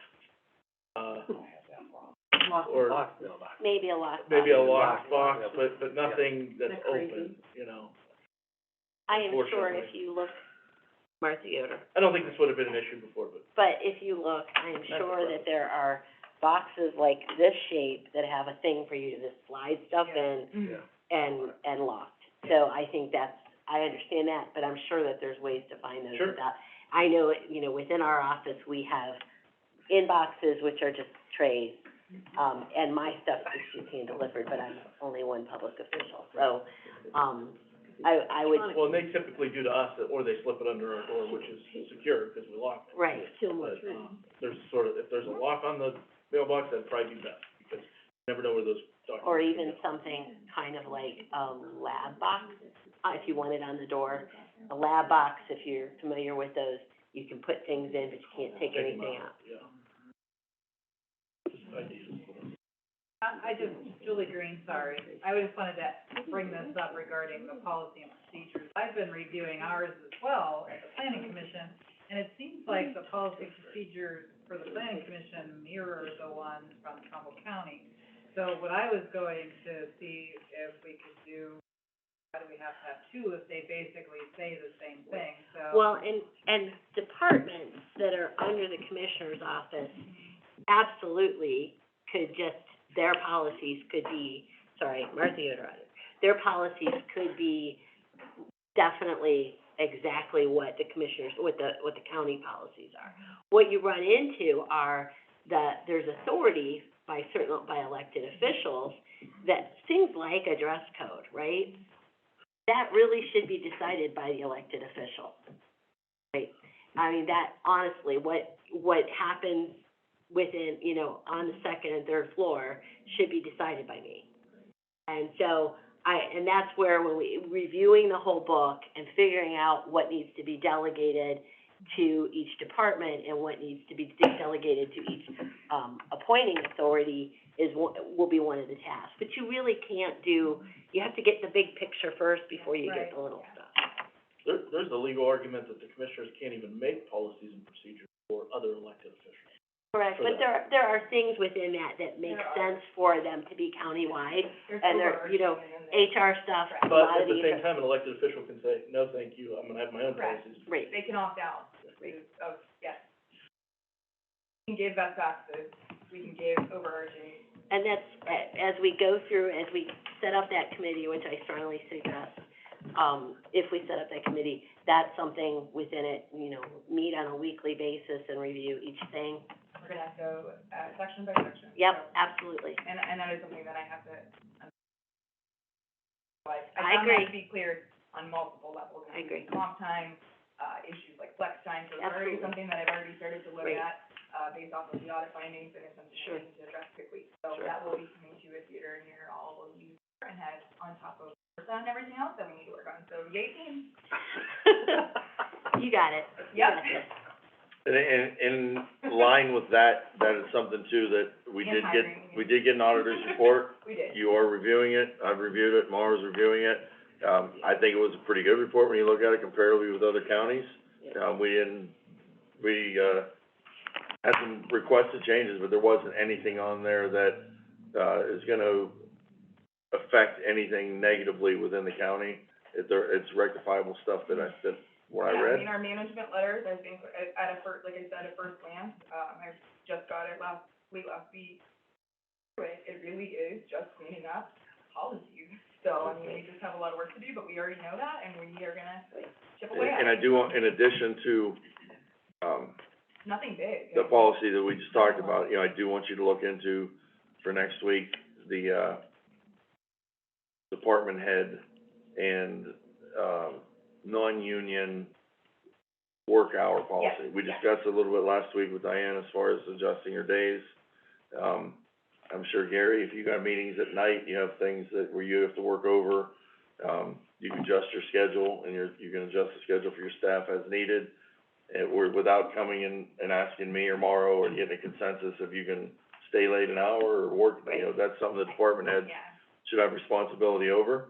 And we're in the situation here too, I think in our own department within the commissioner's office, that we have employees that are doing comp time, there's weird things where if you leave early, on one certain day, you can't get comp time for the whole week, and there's gotta be flexibility within that to work as needed, when as needed, to get your 40 hours in as directed, without, having to ask permission with every little thing you do. We instill power to our department heads to do the job to the best of their ability and work, for the best of the public and serve the public the best way. So that's something that, if you can look into that, because that was in the auditor's report too, and it seems like we have a lot more flexibility than we've utilized in the past. And if we're compliant with the state law and even in our own departments within inter-county, it should be that way for all of our county department heads to be able to have that liberty to do that. I mean, the bottom line is we have to follow fairly with the InterDAC, I mean, as long as we're doing that, as long as we're clear on exempt, non-exempt, all of that terminology. What my goal is I've already actually worked with, the state, I've actually pulled some state agreements and their contracts and looked at their comp time, flex time, overtime. So the goal is to get everybody in line, not have small inconsistencies or misapplied. They're working on that. Literally last night, I just got some stuff back from the state. And my goal also is to, I don't want any county employee to donate their time to the county. They already work hard, they already do their job, well, except for you, Ed. But as far as donating hours because the work needs done and you just feel like you don't wanna, upset the cart, if we're giving you that much of a workload, you should be compensated for it, and you should be able to adjust your schedule to get the workload. Do I send an invoice too for that? I mean, that's just not, I mean, we all, as departments, we all suck it up, we give it, and the salary employees, you know, you do what you have to do, but we don't wanna make it a habit of penalizing and punishing our own people for going the extra mile. We wanna give them the authority to do that, but at the same time, know that they are not enslaving to the county, that I don't care how many hours it takes, you gotta do this. We're not gonna run a county that way. I'm not gonna run a county that way, that's for sure. Well, that's a poor way to run a business too. Right. Right, that's a good way to bring morale down and not get good, efficient work out of your workers, if you do it that way. So I'm gonna see what we can do in regards to that. Ed, we had talked about the special meeting with, we're having our special ARPA meeting at 1:30 in this room next Tuesday, for everybody that has ARPA grants to come and see. We'd also I'd like to be able to announce tomorrow a second meeting the next day at 6 PM at the Ag Center. We had a conflict of dates, found out that conflict is no longer a conflict, hopefully. Right, you're okay. We're good? So then I would like to have an agenda item for tomorrow, that in addition to our ARPA meeting next Tuesday from 1:30 until whatever, that we also have another one for the rural townships or people that work during the day that can't be at the one in the afternoon. So it starts at 6 PM at the Ag Center in Cortland. And it'll be a special meeting called for the purpose of ARPA funding only. And that's something where if you wanna apply for ARPA funds, if you already applied, if you need help with finding out what your grant application is, to get all your questions answered, to make sure that we fairly get out to everybody in the county, they have a chance to understand it, learn about it, know what they need to do, know what qualifies, know what doesn't qualify, and at the same time, over that 2-day period, hopefully, we can establish in each of the 3 categories we need, how much money has already been spent, how much money is allocated, how much is still available, and then, as Commissioner Frenchco said, and I said, I would like to designate in the future how much we're gonna earmark for rural townships and townships, small villages, and rural communities, compared to what the county is gonna get for itself, and things, so that we have some guidelines with that. And hopefully, through that process, we can do that. Paula? All of the voted clerk, Mr. Malloy, would the same language that I used for the special meeting be appropriate, just with the location, time? And my language was, special meeting, all special meetings for the purpose of future pending, ARPA, American Rescue Plan application, and to discuss any, pending, any ARPA-related matters. Is that appropriate? Yes, yep. Okay. I would do it just so you did, but with a different time and location.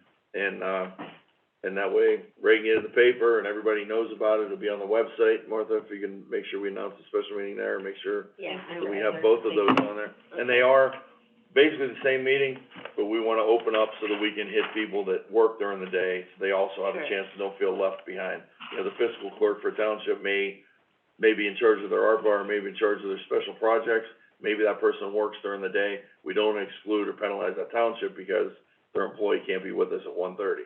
So, I think that an openness and fairness to everybody is the best thing we can do. Paula, you also need to adjust the schedule as needed for yourself, because we'll need you there to record with the minutes. We'll have to figure out, do we, keeping it public, if we can do this at the Ag Center so that people can hear the special meeting notes, or if we just do the minutes, or we'd like to make it as accessible as possible to the public. If there is a way, we can record it. I would prefer that, but yes. Yeah, with regard to what we do here, I'll, as soon as I get a chance, I will have Tim get back to you or Shara to figure out what we can do at the Ag Center. I'm obvious it wouldn't be video, but hopefully maybe Like- something with like a phone bridge. call, Yeah. phone bridge Right, for the phone bridge public. would be good. We just wanna Thank make you, it as Mr. Chair, accessible for as we that. can. I'll take care of I that. appreciate that. And adjust your schedule so that you can be there to do it, and, or if another employee needs to assist with that, share or somebody, and then, Yeah, Pardon? I was just Can gonna you say that, repeat what's the the date date? on The that? 26th. 26. Is that a Thursday? that's a Wednesday. Wednesday night. The 25th will be Tuesday, after our work session at 1:30, will be, and then the 26th, will be at 6 o'clock at the Ag Center. And Mr.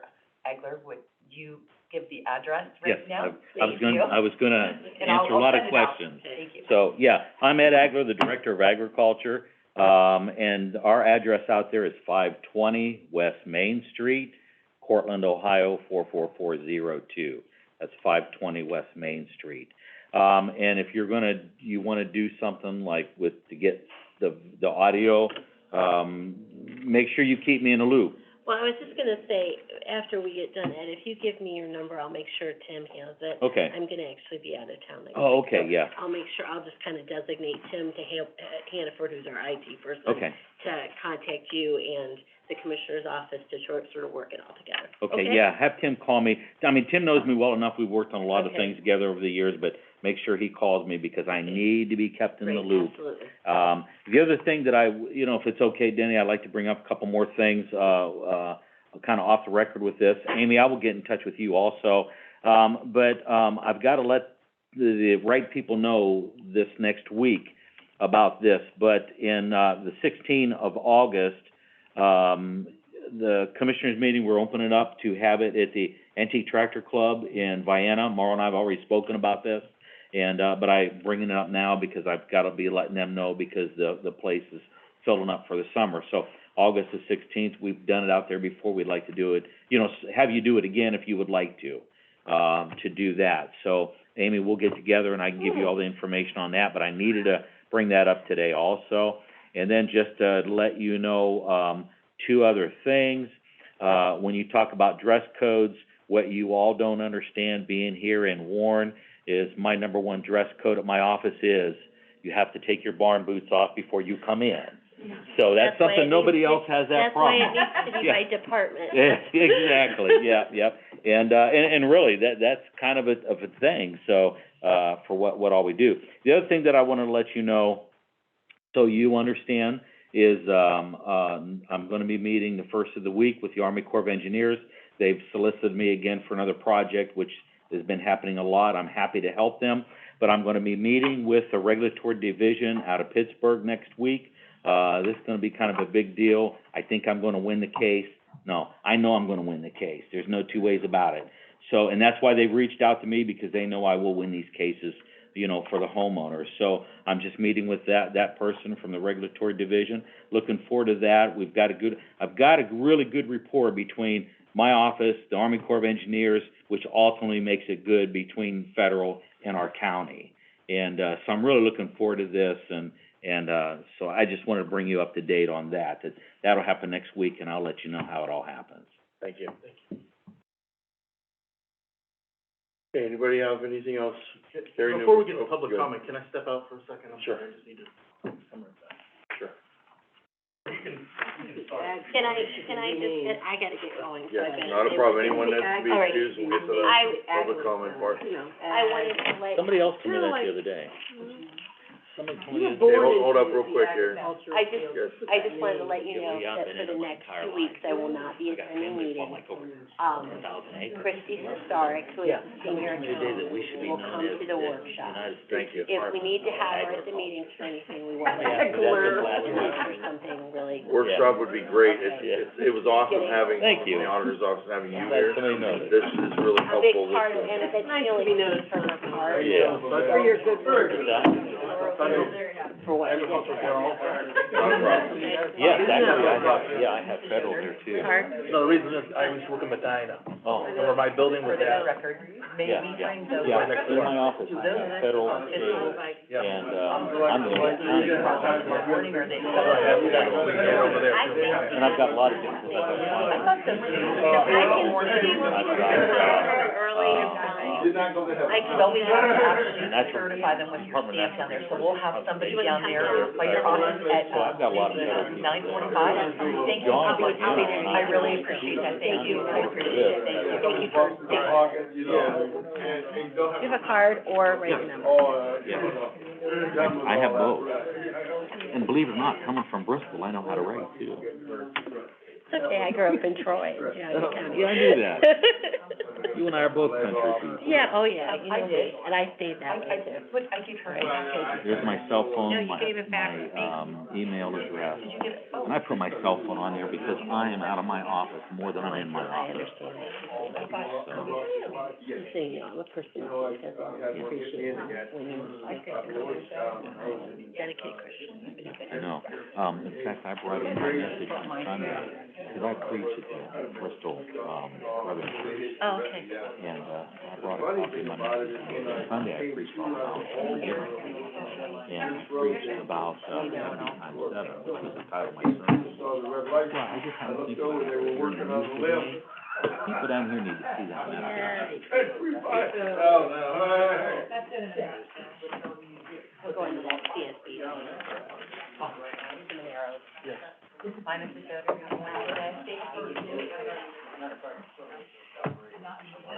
Oh, thank you. But this is hot. Would that be okay, August, to have the meeting out tonight? Yeah, that's fine, me, yeah. Wherever you're going. I'll let them know. Yep, as long as it works for our schedule. Yeah, okay. I'll talk to Amy about that. Yeah. Okay, Commissioner Candle is back, so we're gonna continue on with the meeting. Before it's too late, and then like, you get too into. All right, You can't relax, so, go ahead. Nice, nice. All right, Commissioners, I'm Gary Newbrow, sanitary engineer.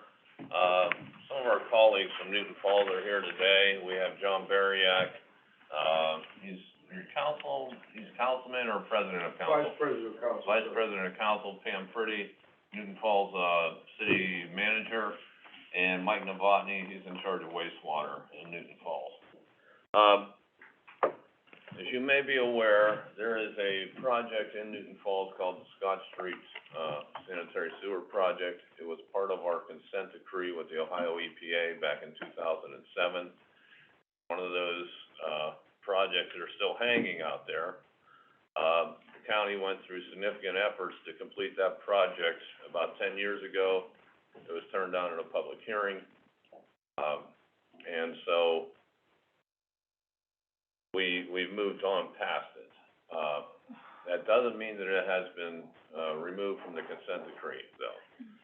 It would still need to be determined whether or not, Trumbull County would have to build that project. We'd have to go back to court. It may involve a court fight, that sort of thing. And whether or not we would win that court battle, I don't know.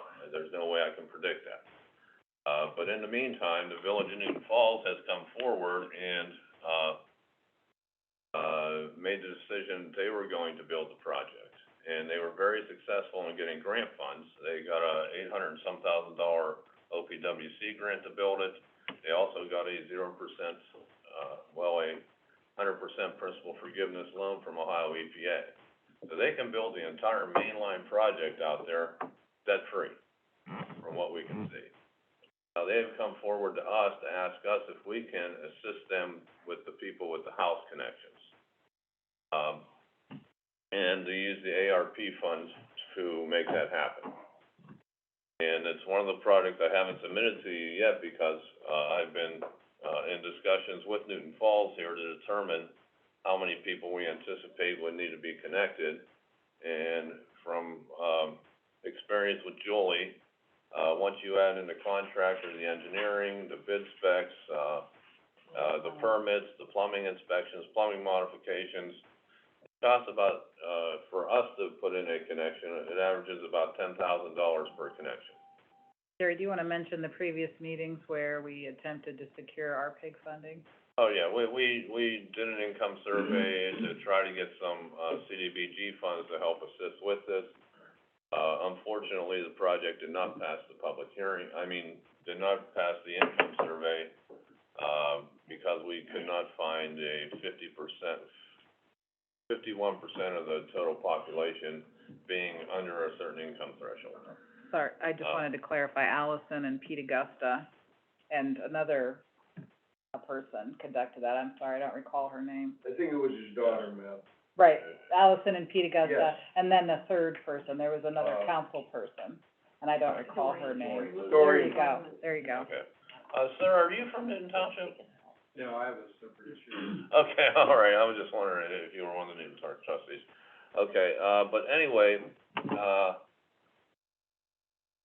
in discussions with them, we think that if we use the same income thresholds as CDBG, that only about 30 of the houses out there would qualify under the CDBG income thresholds, for house connections.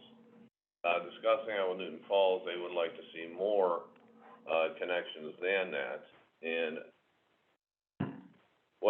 after speaking to Julie, we wanna use the HSTS income thresholds instead of the CDBG income thresholds to determine eligibility for these connections.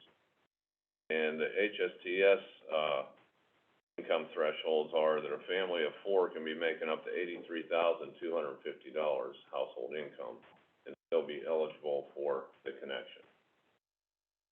And that is the same income thresholds that I submitted for my, countywide service lateral assistance program, previous ARP application that I put in. Now I'm estimating there's about 60 of those countywide, that'll be in that program. Just, I don't mean to cut you off here, but just to give the commissioners, I don't know if this has been said, but there's 112 connections.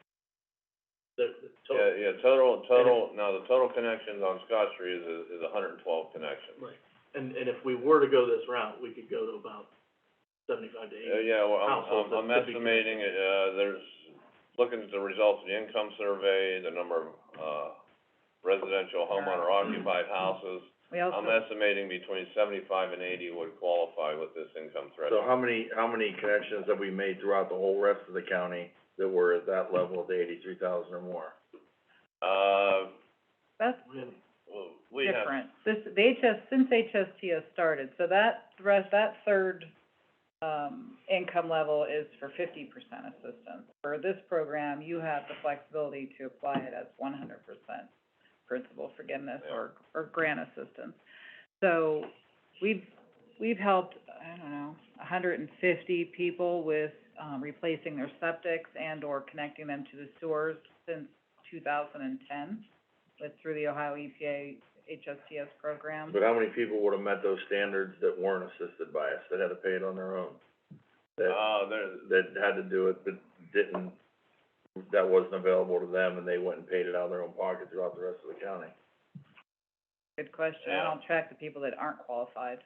I just keep track of. Well, we know how many hookups we have, we know how many upgrades we have. well, how many connections, I don't have my spreadsheets in front of me, but let's say that We've since done I've 5,000 been there, we've More than that. probably brought in 5,000 new customers. at least. And of those, we've had CDBG or HSTS assistance, probably 1,000? Yes.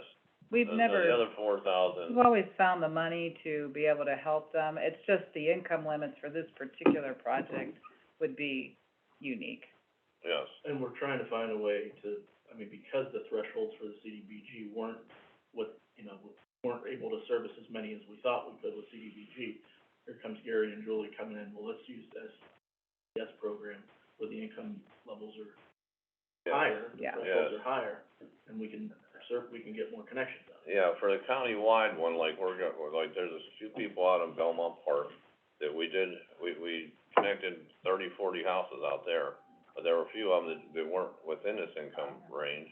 This new one that we'll be able to help now.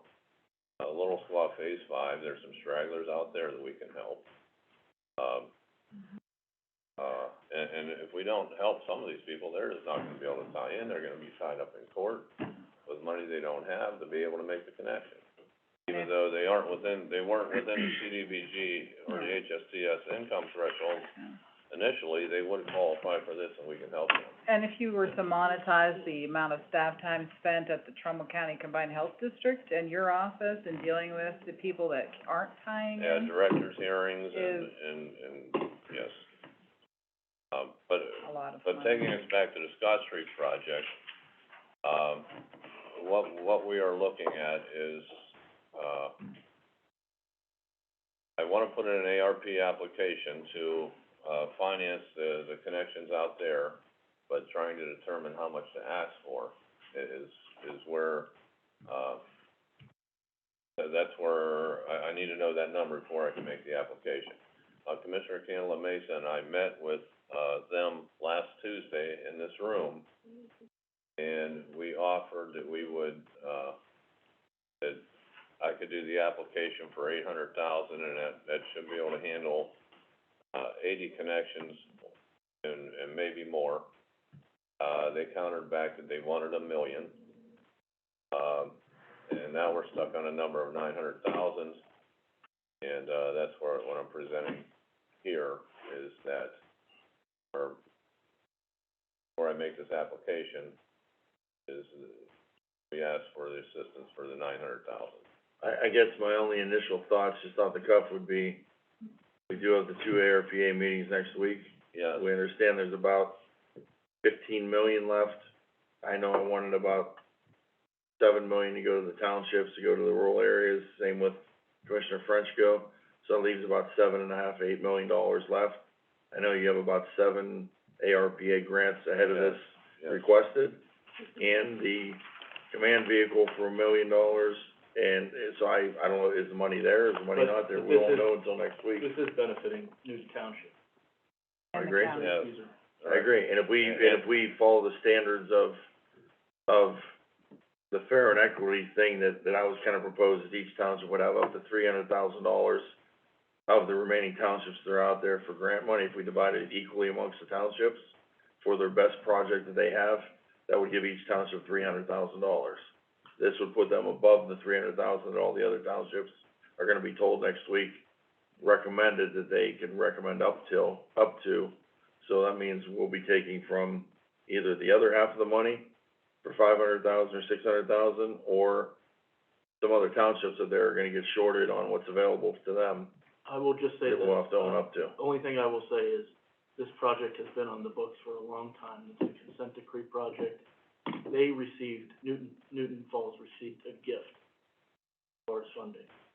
They walk away from this project, I don't know when it's ever gonna be.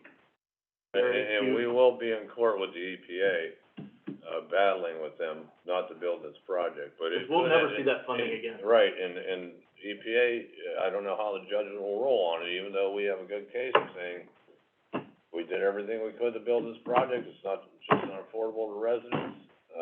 They may say. So this is in the township, this is in city limits? It's in the township, It's, and we could have a judge tell us, get out there and build that project. No matter what. And this is our best opportunity to get it built, and for us to get.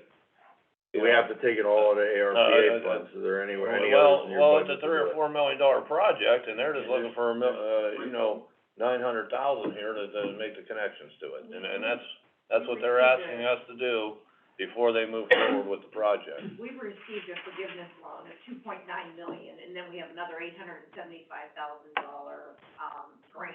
OPW. So, at this point, the project is, $3.67 million. And, the village really has no tie. It's a township project, really, it Okay. belongs in the township. But the village took on the responsibility of doing the project and getting, you know, the forgiveness loan along with the grant, you know, because Newton Township is still part of Newton Falls. And, Sorry. This is, to the honorable commissioners here, this has been going on since '98. We've gone the extra mile to work down a rate. Very, very fair. We wanna help the township out. We're not down here to ask for something. Understand it's hard to get, we just like to get it done. the sewage is going in the river. That's right. Sewage is going in. Oh, I'm in agreement, something needs done, I'm just saying, does it all come out of ARPA money, or do we have county money anywhere else we can take it out of? And maybe do the $300,000 out of ARPA, and then come up with the rest of it out of another budget somewhere else in the county to do this. If we had to do it, if we didn't have the ARPA money, and the state mandated we had to do it, we'd have to do it anyway, we'd have to find the money somewhere else Well, at that point. Well, what we would do is I would have to start the funding process all over again, go through WPCLF, OPWC, Appalachia, but we know it doesn't qualify for the CDBG, so we would build a project and these people would have no assistance getting connected. And the What- last is what time we would did happen. that in 2014. And I would also probably be having to try to charge assessments and capital charges to these residents in order to get sewer service. And the last time we did that at a public hearing, they almost Yes. came in with pitchforks for the commissioners, and I Yeah. don't blame them, because it would have been an unaffordable project for the homeowners. Yeah, it ends up being, well, I did a calculation on that, and the project we presented was going to cost them over $40,000 for that sewer service over a 20-year period. So, yeah, if we, what Newton Falls has been relaying to me is if we don't give them assistance on these connections, that they are not going to build the project. Is that pretty much your stance? And can I interject just to explain how this process works? I'm Julie Green, Trumbull County Planning Commission. The process of income qualifying people is an extensive one. It requires a lot of man hours, which we're willing to do because we've done it for 2 decades and we're very good at it. And we're willing to move this project forward. However, I just want to be very clear in a public meeting of what is involved in that. We require that all people participating own their house, and we have them prove that. They also have to be current on their real estate taxes or enrolled in a tax delinquency program. And they also have to report income from all members living in the household. Now, I realize you think that perhaps you would like to ask for 112, money for all the connections. I guarantee you, not all 112 are gonna be able to meet those criteria and/or qualify by income. So I think that your estimate of being able to help 80 is even high. It's been my experience working with, on our projects, that half of the homeowner occupied households will actually participate. Sometimes people just don't respond. They don't want our help. They'll say, we don't want your money, and then they won't tie in. That has happened more times than I can say. Do we have any idea how many of those are owned by the homeowner, how many are rentals, of those 112? Yeah, we have a list of, based on other mailing addresses, that sort of indicates whether or not they're rentals versus owner I occupied. thought the rentals were out of it anyhow, Julie. They are, but they're still benefiting from the Oh, I mainline understand. construction. But if they pick it up themselves, it's not costing you anything. Right. Correct. Out of the 112 though, there are rentals in that list. I understand that. So out of that list, what I'm saying is we're only going to be able to help the owner occupants who are current on their real estate taxes and live in the house and report all their income. And it sounds simple, but trust me. So when you got it down, you narrow it down to maybe 60, 70 houses, so. I'm guessing no more than 60 will qualify, my guess. So then we're $600,000 at $10,000 But- instead of Well, $900,000. but Newton Falls says we want to allocate 900,000 toward it. Even though I did give them the number of, I think the max it's gonna be is 800,000. Yeah. Last week, they said their stance is they want us to allocate 900,000. Yes. And perhaps we won't find enough eligible households to be able to do them all. And then we can return that money back. And you can I mean, is state that it what we like- would do? We would return the money back if it didn't? Well, we can We put it back can't into the spend it. pot, yeah, we have For other until how long to spend lateral- the ARP? For other lateral 2026? connections countywide. Julie, you know, everybody knows here we're on a timeline. Yeah. So we're just trying to get some kind of a Mhm. decision Yeah. we can do on here or do something with it. I mean, if we have some kind of, we wanna know ourselves, that's all. Have you initiated the mainline construction procedures yet? Not yet. No, Pam, what they explained to me is that they are withholding that until we make a determination about this. Oh, But I have discussed with them what their next steps would be toward the mainline, okay. project, but we need to get this clarified before they can move forward. Yeah. Right. Right. And I would like to see this consent decree, project checked off. Mhm. I do have discussions with the EPA on a biannual basis, and they bring this project up every time, and I tell them there's progress, it looks like New Fall's gonna build it, that sort of thing. Mhm. And this is basically our cost to get rid of this consent decree area, is to participate with the ARP for these connections. Now, the only other, you asked about any other funds we could use for it, it would be this HSTS program.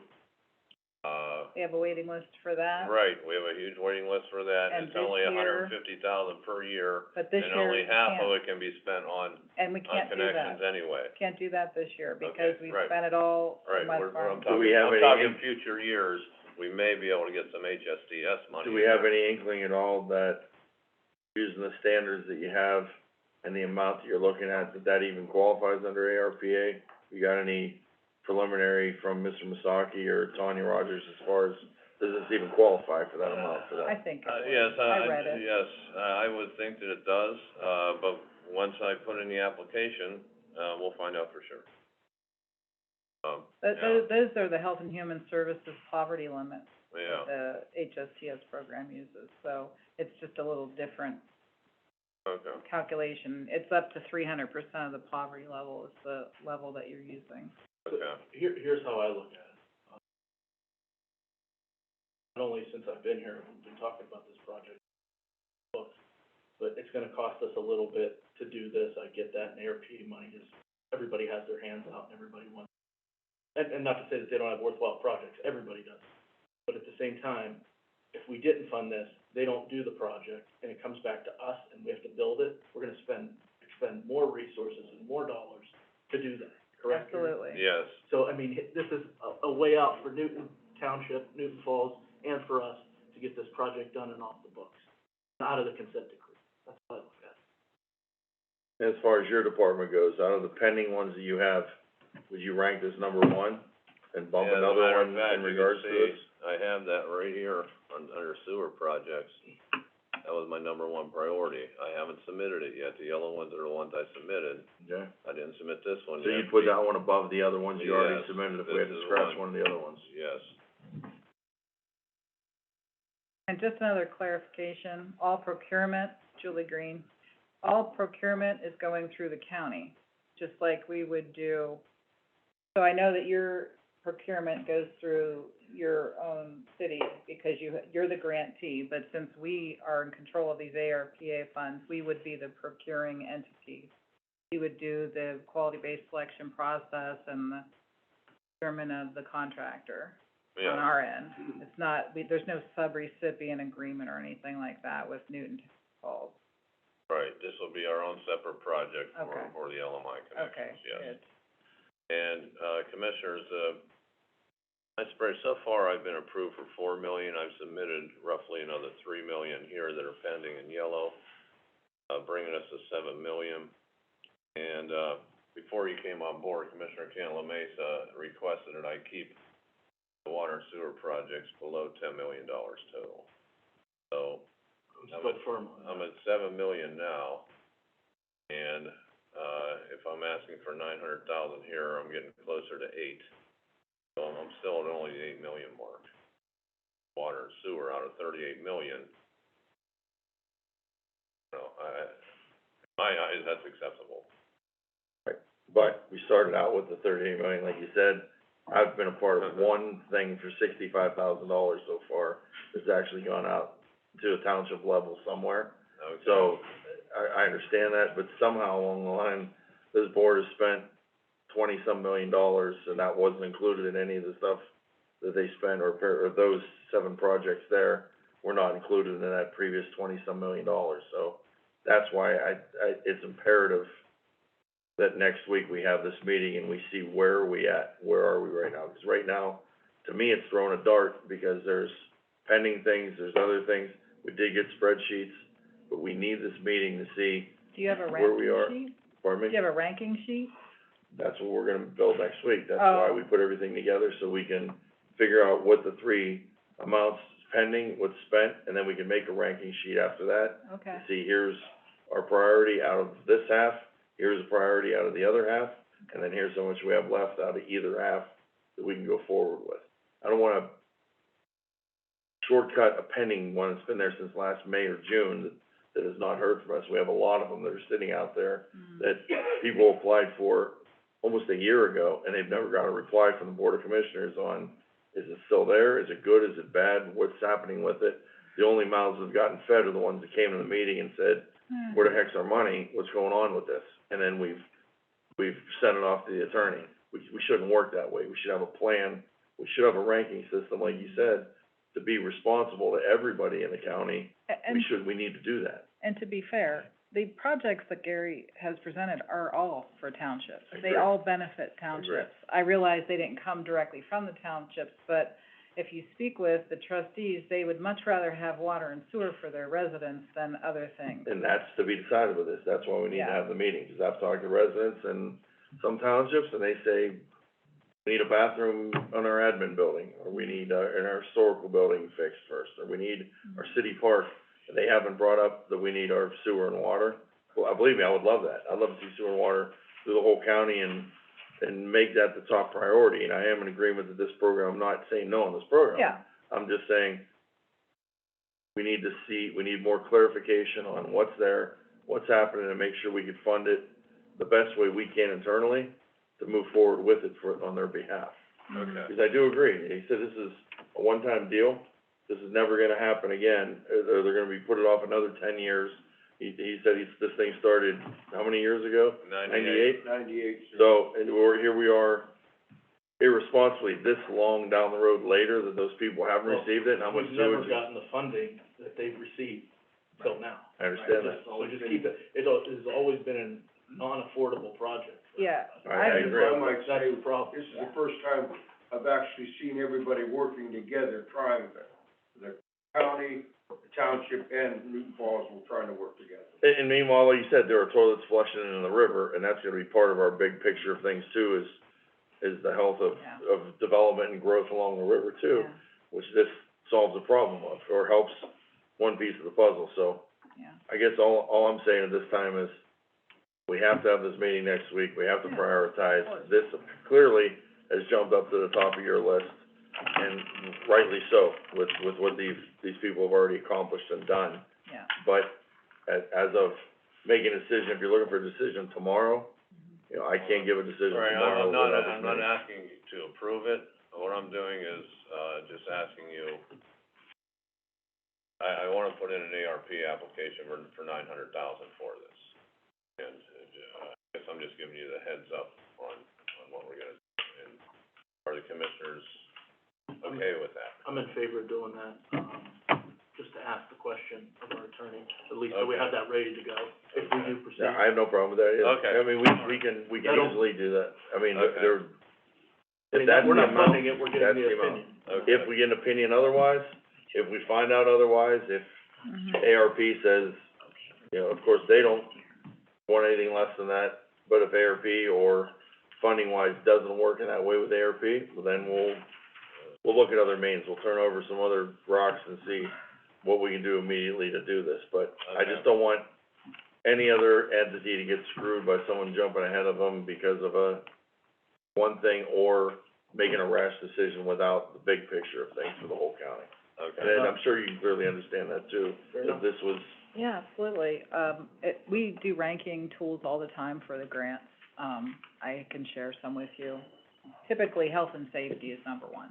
That gets the most points. That's the only thing I was And this falls indicating. squarely within Yeah. parameters. So, that's, if you want, I can email that to you. And I'll work with you this week intensively to look into this stuff too, and I just wanna make sure too, we don't have a neighborhood champion or a neighborhood in Southington or someone else that says, hey, if they'd offer that to me, my bank account's empty right now because they didn't do it for me. Well, he's already submitted the countywide sanitary lateral assistance program to fund, and if there's a way. But we can't help the people, he has a point there too. Oh, I agree. I know there was a guy up on Swift Drive, not long ago, a couple of years ago, he had to go take out a loan in order to make that connection for his house.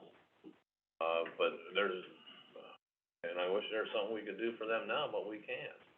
But these Right, it's people not that are retroactive. still have pending connections, we can't help them. And it's just a matter of timing. And, yeah, and I feel bad for that guy on Swift Drive right now. Yeah, we've researched all of the funding sources available. Again, there's two.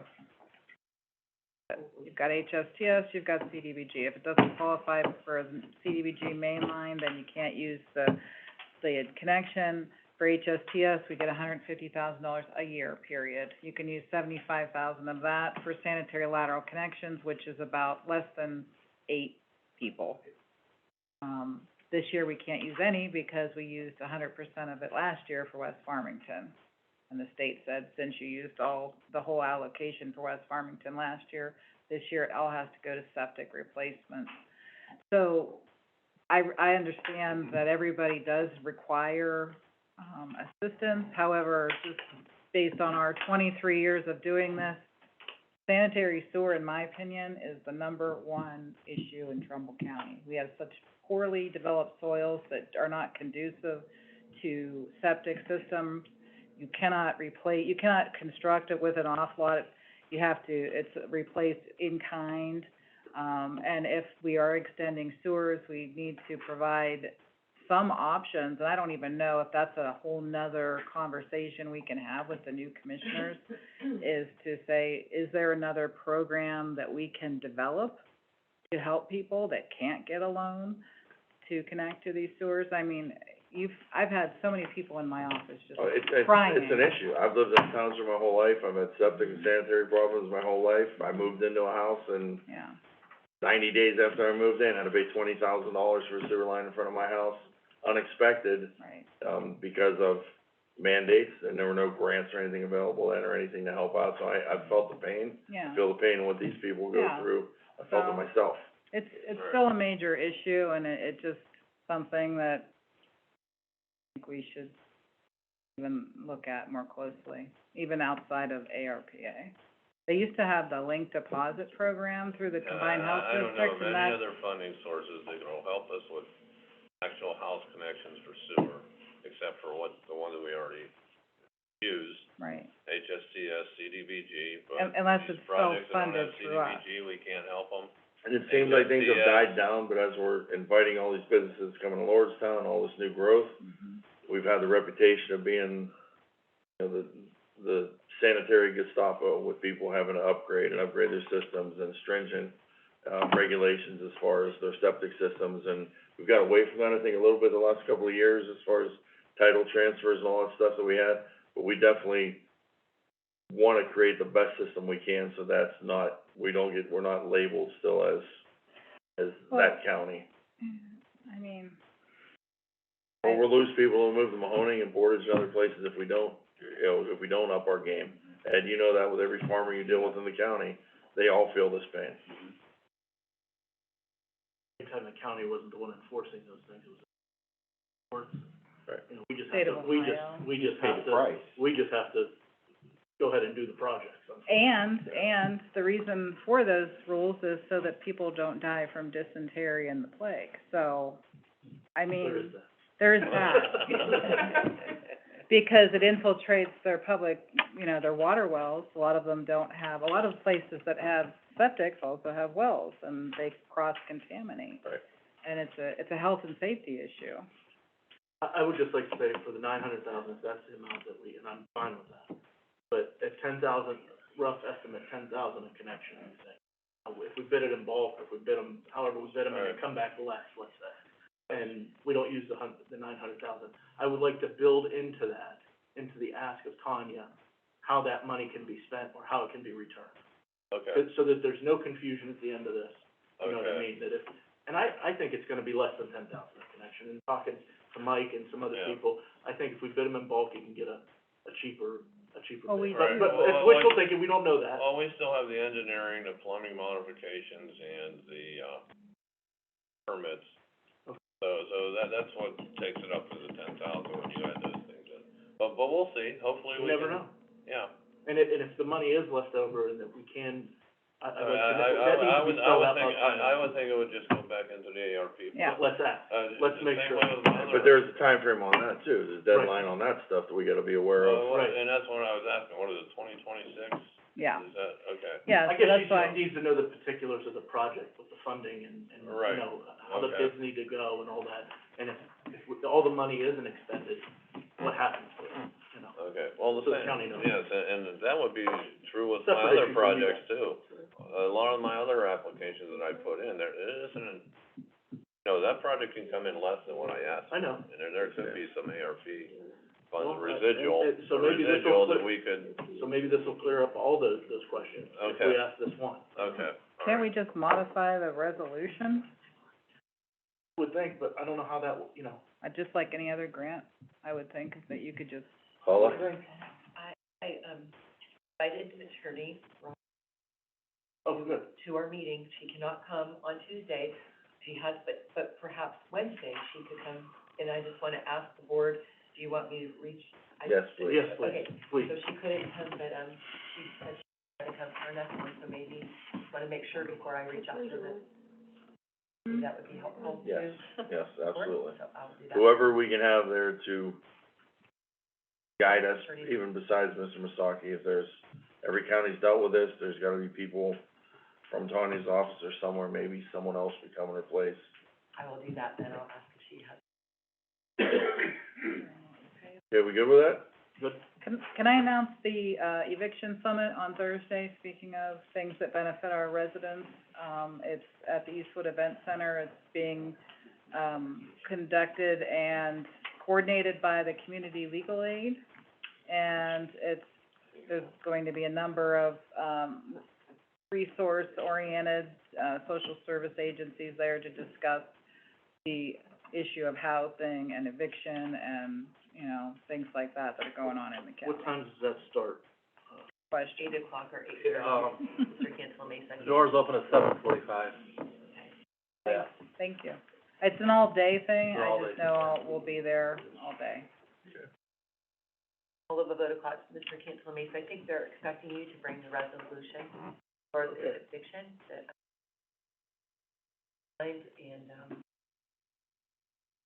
boy, you have a mandatory, another meeting that intends for that. I do. There's a lot of things going on. Okay, this gentleman back here has been waiting since, he got on the elevator with me this morning, so. Please, sir, come on up and state your name a little bit for the record, let's give you all the due time you have. My name is Mike Peterson. I'm with I'm on the board of directors of Ivy Hill Gazette Condominium Association, and I'm the chairman of their bylaws and legal committee. And I have a comment to make that may be of concern to Trumbull County. I made 2 copies of a handout, one for each commissioner, not knowing that maybe there would be more people in my, be glad I'm not a caterer. Can I give these to you? Absolutely, sir. Okay, let me do that.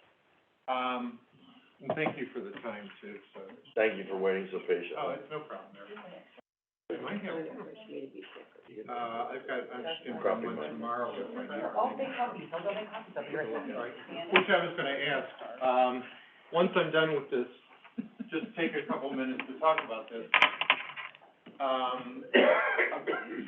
Myself and then possibly our board president want to attend tomorrow's meeting also. So whether or not we speak, I don't know, but I'd like to make that presentation, at least talk about it here.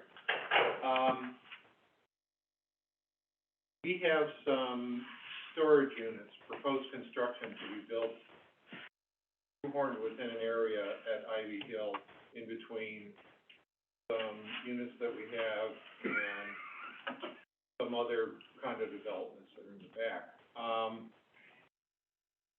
Our biggest concern on this is that we believe that there's gonna be a detrimental property values for reasons that I listed on my handout here too. No one is satisfied, the highest point that we have so far, no one that we have passed is satisfied that they would wanna live next to these storage units. Got one unit owner who's now put their unit up for sale, another who's considering it. Out of 15 units that are directly affected by storage, that's a pretty high percentage of people who, without it even being constructed, making a decision to leave based on that. I don't think that it's beneficial for Ivy Hill, for the township, for the county, to reduce property values. Ivy Hill was one of the very first condominium associations in Ohio, if not the United States. They've been there for more than 50 years. Try hard to keep things so that unit owners we have a duty and an obligation to do what we can to maintain their property values. We think there's gonna be safety issues. We're not sure if it's been adequately vetted. That's another issue that we have. We have retained an attorney and we have counsel, but we want the commissioners to know. Some site preparation has been done. Flooding issue has returned that we previously had mitigated. The previous owner of this small segment of property gave us an easement to create a drainage system that would help alleviate this flooding. The previous owner said the site was unbuildable. So I want you to be aware of this. If you need more particulars, I can go into this a little more deeply.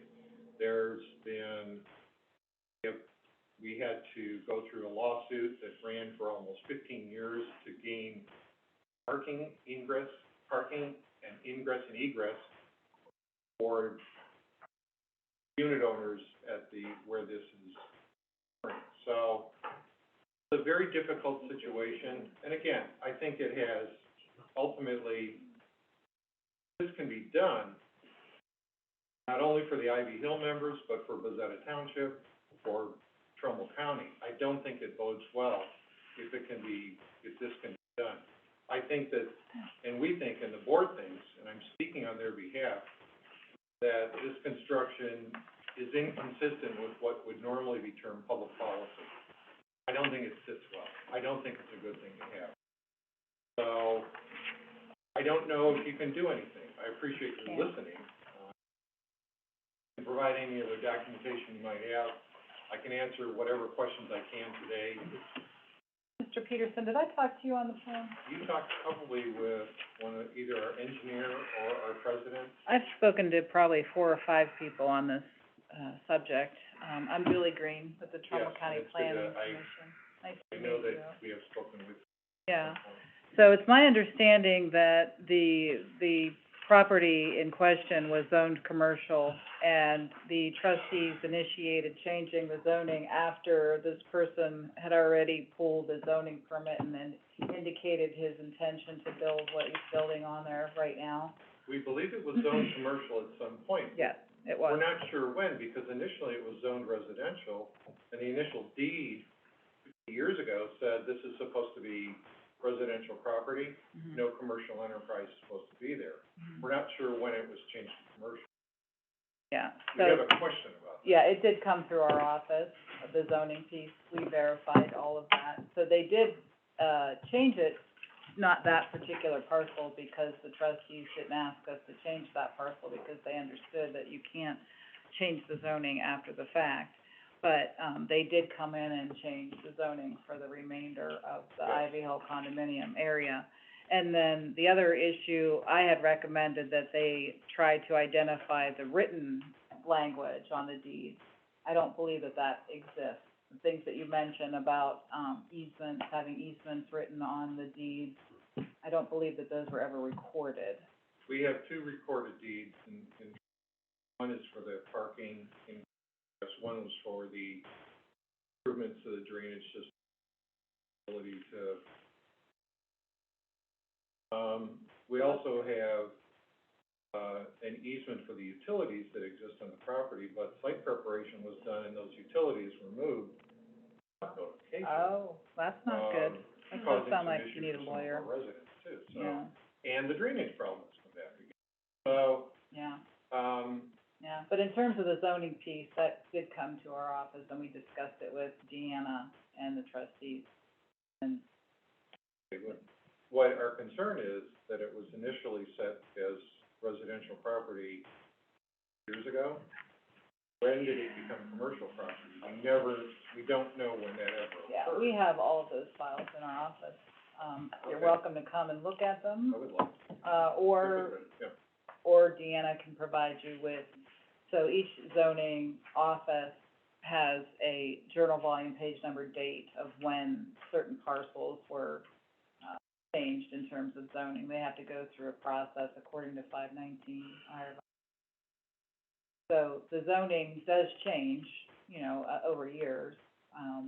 I don't know It can, yeah. yeah, I don't know the year that that particular stretch was changed, but it was commercial, and that's what they were kind of trying to figure out as well. Can we change it to residential after this person is proposing to, Buying it in construct? what is good faith and saying that it's, Right. yeah. And And I that was- understand that yeah, part too. that was the issue. We understand that part also.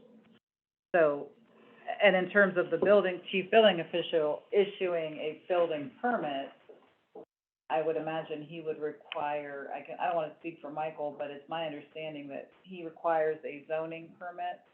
There is apparently a zoning permit has been issued by Bezetta Township, but a building permit has not yet been issued.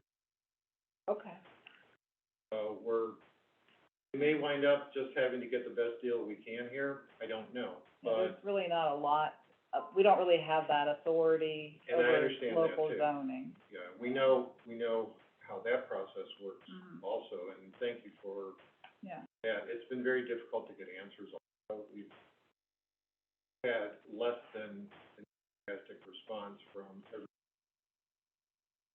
from the county, couple of folks have I've been probably very, spent at very least helpful. 6 to 8 hours on this, actually. You have, I've yeah, got a and file. thank you for your, But I can take you, I for your can, sympathetic view yeah, of these. absolutely. We were Nothing trying to else. find all of the, you know, things that could potentially be of assistance to you. But after reviewing the files, it appears to me that this property has a commercial zoning. Therefore, there's nothing that the township could do to stop the owner of the property from developing it Right, and the owner's into allowed a to do what commercial they want use. to do, And that's the problem. meeting certain requirements. Right. I don't know if it's been vetted by the fire department. Some of these buildings are gonna be like this close to another building. What happens with That was- storage, people parking? We have parking rights for that parking, so what happens with people who come in? There's a lot that's going Yeah. on. I don't think the entire project is consistent with policy. But part of my reason for being here is to make you aware that this, Yeah, I mean, as the planning commission, we definitely have been involved since last summer, and have been trying to provide you with as much information as and possible. you've been very helpful, thank you. And, sure, that's what we do. But I don't think that it's under the authority of the commissioners to do anything. You can certainly reach out to me and the building official to discuss your concerns about, you know, the site review. But in terms of a person owning their property and putting something on the property that's properly zoned, that's, you know, property rights. Again, I'm here to make the commissioners aware that I think it does also affect them too. My question is, tomorrow, I want to be here along with one or two of our other board members. I don't know whether that venue is present anything, I think there's a common area there too. But we at least will be, you know. Yeah, You're more than I agree, I don't know that we have any authority over what goes on in the township with that, but we do have a public comment for awareness, if you wanted to make it aware, maybe other Bezetta residents will hear, or other township people may hear that have dealt with something like this before. It's an avenue, I guess, to bring it up publicly, but I don't see within our legal authority that there's anything there. I'm a Bezetta resident myself, I'm happy to hear, you know, you say this or whatever, because I gotta agree with you on it as a resident. But, as a commissioner, I don't see that falls in my jurisdiction of what we can do, other than providing the platform for you to notify the public of it. We'll be here to make a public comment, but at least you know who I am this time, so please find folks too. I had one more recommendation, and I don't know that anyone followed up on this, was do you have a written, so similar to an HOA, you have a condominium agreement? Yeah. Written agreement. Within that agreement, is there any, language that talks about this piece of property, what it's to be used for, restrictions on? The initial, owners in subsequent court cases for related issues said that it was to be developed as for additional condominium development, not meant to be any other buildings that were put on these property that are being used for storage units. So then logically, my next question, if I lived there, I would say, well, is this piece of property that was written into this recorded instrument, I'm guessing, when it was sold off, how did that get lost in the real estate transfer? I would start there. I would talk with the previous owner, the current owner, and whoever handled that real estate transfer. Right, and we have to determine, that's where we can't determine where zoning change. I can help you with zoning. I will call you up. Yeah, that's service right there. Thank you, I appreciate your time. I don't have anything more to offer, but please, if you have any questions, if you want, I can give you my phone number. Sure. Even if it's on recorded line here. I don't know who I talked to before. Mike Peterson, and my number is 440.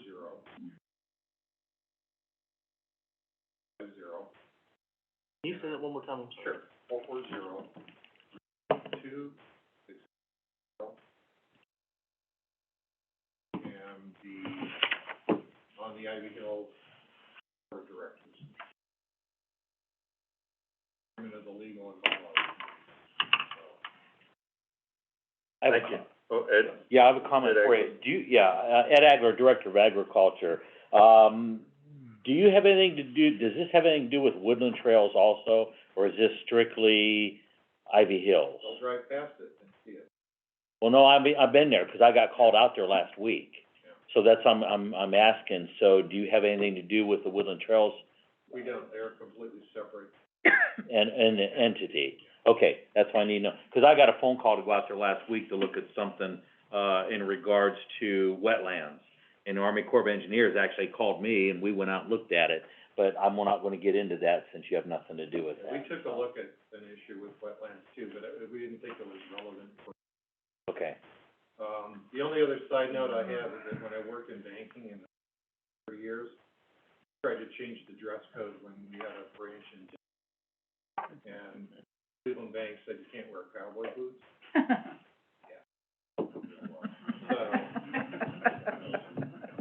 Okay. So, That's funny. Things you learn in an open meeting. absolutely. Bill Hart, do you have anything for us? Sure. I have one specific one, is that, it was brought to my attention to keep this meeting room at 71.5 degrees. I have the majority of the board's approval. 72 is fine, it's room temperature. That's fine. Make it, Yeah, I agree. It's been awful hot up there on the podium, and I do have a problem with the heater blowing on me that she has, and hopefully you can put a divider up there that's more permanent, that she won't deface or break, it's there, and that keep the heat on her side of the it's there, whether or not the stays there, divider, that's or another story. she wears pants or something then if she's cold, or long johns or whatever, but I have, Summer. reached out to Michelle this morning Yeah. after our follow-up with Yeah. the city of Warren. Memory strikes me, 'cause I don't have it written down yet, but city of Warren has 1,770 some dog calls. Compared to Trumbull County, 700. How many are brought to the pound, or very little in Warren compared to Trumbull County? If they could take all of them, they wouldn't have to occupy the courthouse space.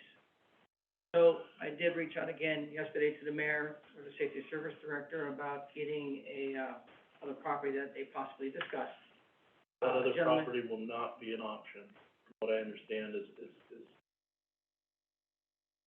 well, we went to look at it, the commissioners separately went to look at it.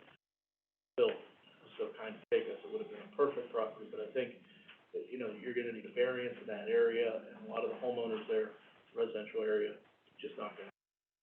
But rather than have any pushback, or, you know, I know the city of Warren has different properties that they're They're working mentioning, on so, it. They're yeah. working on trying to gather 3 And acres I together. really think that Enterprise Drive, anything at Enterprise Drive, And there's nothing available. what about the one place that I say and look at, the one that was the towing place? Underwoods or whatever that On is. Highlands, Yeah. they wanted $350,000 just for the building. Then you gotta clear it, there's no grass, the neighborhood's right next door. I mean, there's houses. there's no property that they own on Enterprise? Warren City, Enterprise Drive is pretty much gotten rid of as far as city of Warren stuff. There's one parcel left, that's 1.5 acres, right next to our recycling center. Right. But the gentleman paid $30,017, if he wants to part with it, That would be a great location as far as highway access. it's, There's yeah. nothing there too, but a highway behind, highway noise. Yeah.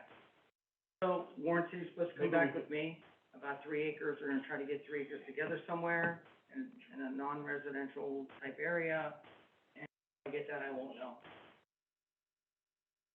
Seems like we've met with roadblocks after roadblocks. The 169 property is not, nothing there. Well, and then also, in regards to Cortland Bank, I did tour it myself, I know Maura did on his own, and last I heard, they were reaching out to Commissioner Frenchco to invite her to come and take a tour. I don't know where that stands, if she's agreed to do that yet or not, but I still believe that is a fantastic location for our health department. And the other question I have is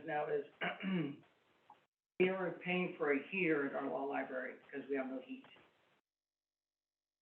Summer is coming. The unit's not due to arrive until August, supposedly, and we've been waiting a long time. We spend the money on renting another swamp buggy like we've done here in the commissioner's offices. We had no cold air because they have no AC, and last year was a pain. It was hot over there, complaints. Or do we just buy one suitable and then we have one if needed?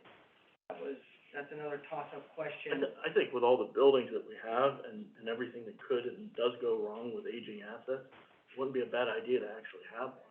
Because pretty soon the heating season's coming, and they'll be dying over there, and they'll be bitching, and it's hot, Right. more so than cold now, so. That's just I a don't- question out here now. I'd like to get at least Get a some ballpark numbers. of what those run. I mean, Yes, you never know when something like that can happen, and if we're prepared for it, it's a lot easier. Correct. And I don't know if the Commissioner knows, but can you explain those a little bit? Which one? The swamp buggy thing, you know? Yeah, it's just the cold water, the water runs through the system, it's run by, 40 volt, whatever it is, and it just creates like natural AC. And it just chills the water and, When you have a building with, goes down and it can't be fixed, or especially in these times when we have old parts or, that takes a while for parts to get in, those things are very useful, just to cool down a building. yeah, it's temporary. I don't know what I have no idea what they Well, were. last year, we rented one, but it was covered under COVID funds. Right. When we used it the last time, and it's like, it was $6,000 a month. We buy one, and then we have one, It's worth looking at the price, I guess, yeah, in case of an emergency. yeah. Get a blistering hot day, and something goes out, you can down a floor, or, it helps. Wanna explore getting some prices then? Well, yeah, we've already started, because summer is coming, so. How was your meeting? It was good, so we had, Oh, yeah. For a week at a time. we also That way had- we have one in the county that can, we met with Saxon this morning, me and Mr. Swinsky, about the parking lot and the, 4-H, 4-horse barn buildings. We're getting ready to go for specs, for review for Mr. Danza downstairs. Actually, the annex building is supposed to be started today for the roof, so, and we're just, got some new information regarding, prevailing wage. yes. would, I mean, just the roadblocks we've been met with this dog pound, I know we wanted to get moving on this, and we just there's been challenges and obstacles along the way, but we'll get there. Hopefully we get those properties from the city of Warren, and we Yep, can we'll look see at what they do. it. Anybody else have anything for the good? Alexandra? Alex, Human Resources Director, I do have a request from the commissioners. As people are coming into my office regularly, it seems like with concerns, complaints, I need to have access, or somebody needs to give me approval to have access. I need to have video footage. So if I need, as the HR director, to pull a video, I tried to do that yesterday, and I was met with a big roadblock. I was told that I'm not allowed to do that. That to me seems inconceivable. That is a hindrance on me being able to do an investigation correctly. And I believe that's what a human resource should be empowered to do. So I'm asking the commissioners, at the meeting, I was told that I need to send a ticket, I need to have 2 commissioners meeting. If I have to come to 2 commissioners every time I need to do an investigation, that completely defeats the purpose. I did put in a prosecutor's opinion for this. Obviously I was pushed back with, this was the prosecutor's opinion and passed on this. It had nothing to do with HR. I specifically said it was an investigatory matter. I believe that that should be a little bit handled way differently than just somebody saying, hey, I want video footage. I am the director. I need to be able to do my job. I need to be able to protect employees, protect commissioners, protect whoever may be making allegations and claims. So I'm asking in a public meeting that you guys, or the board in general, help support me in that ask. I just feel it's common use. I would think that human resources around different counties, They all have it. municipalities, Yeah. all have that access. I've I don't never, understand. this was actually, Especially when you have honestly, allegations being made, and that's why we have the cameras there to Correct. begin with, you know? I shouldn't have to talk about a pending investigation in a public meeting to Right. get approval Right.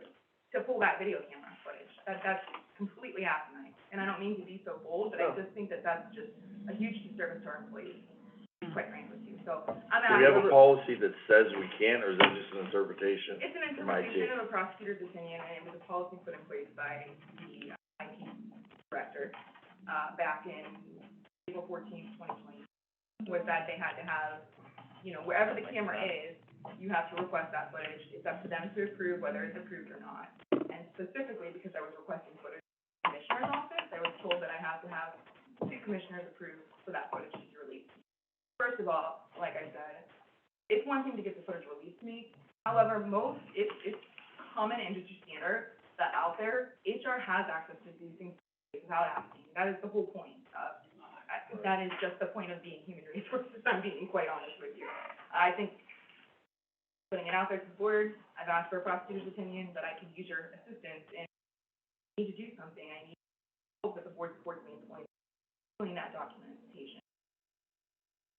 Yeah, and I have no problem having access to those, especially in light of recent events. Right, I would say there's gotta be something where there has to be a reasonable cause of why she would wanna pull it, and not just any commissioner or human resource director just wants to look at footage to try to Oh, no, and Which bring I agree somebody with. up for something when Which there I is do no agree with that. allegation, or there's no, Absolutely. we don't want you fishing an employee's privacy or whatever, just Absolutely. because that's not something that we would, Well, that's not Can something know. human resources would do anyway. I mean, there should be, so my point is, in the email, I specifically said, this is for an investigatory matter. There was an issue brought to my attention. He comes into my office and says, I feel X, Y, and Z happened or potentially happened. That is my job to pull that. That is my job to investigate. I'm not saying it's gonna come. I guess if you had some documentation after the fact of why you did it, whenever you did have to pull video, you would fill out some form or make some form of a note, some form of a record, that if it was ever alleged that you were violating someone's rights for whatever reason, you've got something in writing on why you did it to back up and justify that it was part of, actually part of your job duties. Correct, and it would all be in the For that? investigation notes And that would be reasonable to me for that. I just, and for anyone, we'd have to, for some reason, I just don't want it to be abused because you can do it, now anybody can go pull it, and then people are just using it to, I just think it falls I think squarely human within, resources is a whole nother. within your, Yeah. within your, scope of work. I mean, I asked for a prosecutor's opinion, I'm just making, but it does hinder me from doing my job. So I agree. if somebody I do claims agree that with there's that. been some allegation, and I'm gotta protect this county, what if something awful happened? What if there was, oh, guys, I mean, things can happen, and I don't wanna be able to say to those employees, I'm sorry, I can't even pull the footage. You know, that's not fair, so. Thank you. and it's more than just discipline too. It could be It could be anything. workers' comp claim, it could be someone falling down, you know, tripping, That's my whatever, it point. could be. It's not just allegations of misconduct. I mean, we obviously, my department helps the workers' comp claim. I mean, what if we need to go back and pull documentation? What if it was caught on video? We could save the money, county money, we may not be able to save county money. I'm just saying, right, wrong, or indifferent. I do feel like that's something that, Well, let's see what the prosecutor's saying, if we need to go beyond that, at that time, maybe you can call out to some other counties too, to see what their absolutely, policy is in regards to that, so that we have some other comparison. no problem. I just wanna let you know I was working on that, so Very when I good. get that back, if I need your help, I'll let you know, but. Mhm. Anybody else? Commissioners, Gary Newbrow. Gary Newbrow, sanitary engineer, a couple months ago, I had a resolution on for the water rate increases, and you all let me know that, you'd like to have a presentation regarding that. I had a bunch of grant applications, ARP applications, all that. Anyway, I was finally able to address that, and I do have a presentation ready. I was going to call Paula or Amy and schedule for this. I mean, do you guys wanna, in this room on a Tuesday, a Wednesday, or a Thursday night? I'm thinking 6 p.m. It provides for it, I don't. 6 p.m. on a Tuesday, Wednesday, or Thursday night. Yeah, I would agree, I'd say, you know, a Tuesday or Wednesday would be fine. Okay, all Preferably right, Wednesday. I'll work with Paul on it to get that scheduled. Anybody else? And thank you for coming, just for the record, we did have in excess at any given time, 23 people or more at the meeting, for those of you, who can't see how it is. Very well attended, I thank everybody for, their input and, their care about the county, and I think this meeting is very crucial again in helping us move forward. I'll make a motion to adjourn. Second, Mr. Cantala Mesa? Yes. Mr. Malloy? yes. Thank you. Commissioners, to pay the